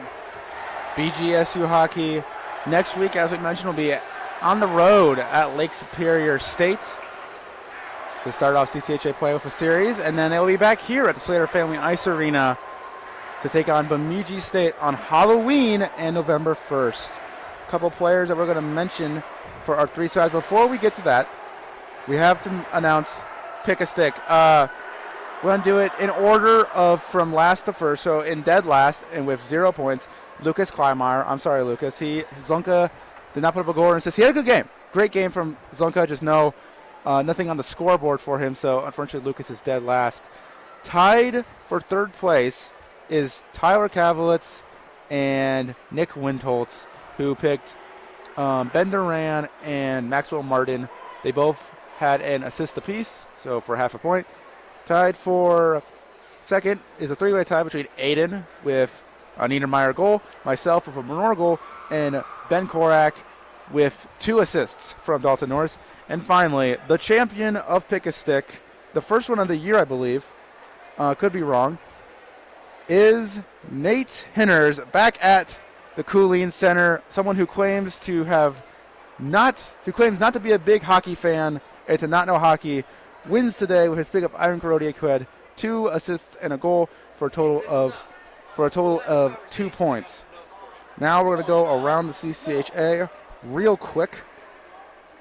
Starting out, they are currently in overtime with about 2 minutes left in overtime over in Marquette, where Northern Michigan is tied 1-1 with Colorado College. It's the end of the second period in Madison, Wisconsin, and Wisconsin, the Badgers, have come back and tied that game with Minnesota State. It's currently 2-2. Another tying situation. End of the second period, entering the third, Augustana has now tied Arizona State. They are both tied 2-2, and now starting the third period over in Bemidji, Minnesota, Bemidji State is now trailing Minnesota Duluth 6-3. And we are still waiting for a puck drop between Michigan Tech and Alaska, which again will be at 11:07. Now, for our picks for the 3 stars of the game. Tonight's stars of the game presented by Bill and Karen Hofert, longtime BGSU hockey fans and Falcon Club members. Why don't you name our 3rd star of the game? Number 1, Dominic Rimon had a great game for the Falcons. Rimon, today, putting up some great numbers. 1 goal for the Falcons, also counted as his point. 5 shots, was able to get inside, get active for the offense. Rimon, our number 1 star. Number 2, Jacob Steinman played the second half of the game, a little actually under because he came in with 8 minutes left with the within the second period, but played basically about half the game, made 12 saves, only let up 1 goal on the 13 shots he faced, and finished the day with a .923 save percentage. Very solid performance from Steinman, and only his second time making an appearance in an orange and brown jersey. The first time was in the second period of the exhibition game against Robert Morris. You have to wonder, does this change Coach Woolley's opinions? It definitely got a lot harder for Coach Woolley next week and have to choose between Cole Moore, Tyler Palmer, who also had a solid game, finished the game with 11 saves and an 8.46 save percentage, and our second star of the game, Jacob Steinman. Our star player of the game, taking front and center, Ivan Korodiak. 1 goal on the game, had 2 assists, makes up 3 points. Korodiak had a great game. He had a couple of shots on goal, on goal, 2 assists, 1 block, able to get things done really on both ends. I have liked Korodiak's play both in this game and overall. In the Niagara series, he led the series in block shots at a total of 6. Had another one today. Scored a couple of assists. We thought he scored 2 goals. The first one was corrected to an assist with the goal going to Murnau. He had a great game. I feel like he had a lot of times last season where he was only on the score sheet once with an assist. But he played really well in his half year here last season after joining us halfway through, after playing the first half of the year with Madison. Came in, had a strong year. It's looking like he's going to have an even better year in year 2. I'm excited to continue to see where it goes. And so he is officially the first star of the game in the Bill and Karen Hofert 3 stars of the game. Well, I think that just about does it, Aiden. Any final thoughts? Well, thank you, Nathan, for being such a great play-by-play announcer to a company. Really do appreciate it. Thank you all for listening here on Falcon Radio. Nate, send it off. Aiden Bruick, in his first ever time covering a hockey game, did a great job. We want to thank some people. Thank you to Bill and Karen Hofert for helping us, sponsoring us. Thank you to Juniper Brewing Company for sponsoring Timeouts. Thank you especially to Rick Crow and Marta Crow for sponsoring travel and the intermission reports. We could not do it, and we could not cover as much as we do, especially Ben Korak. We could not do it the way we do it and as well as we do it without your guys' help. And we will always thank you, and we will forever thank you for everything you do for both this hockey team, for the hockey coverage, and especially for Falcon Media Sports Network. So thank you to all of you. Thank you to Nate Hinners, champion of Pick a Stick tonight, back at the booth for taking time out of his busy schedule to be our board op for tonight. And thank you to Lucas Kleinmeyer and Tyler Kavlitz, the production hours of Falcon Media Sports Network, for allowing us to be here and to do it. And once again, I'm going to just reiterate again, thank you to all our sponsors, Rick, Marta Crow, Juniper Brewing Company, and Bill and Karen Hofert. Thank you for giving us the time and ability to do this. We could not do it without you. With that being said, thank you to the audience for tuning in and listening to Falcon Hockey on Falcon Radio. I've been Nathan Burkett, joined by Aiden Bruick. Thank you. Make sure to tune in again next week when BG takes on Lake Superior State in Sault Ste. Marie, Michigan. You've been listening to Falcon Hockey on Falcon Radio.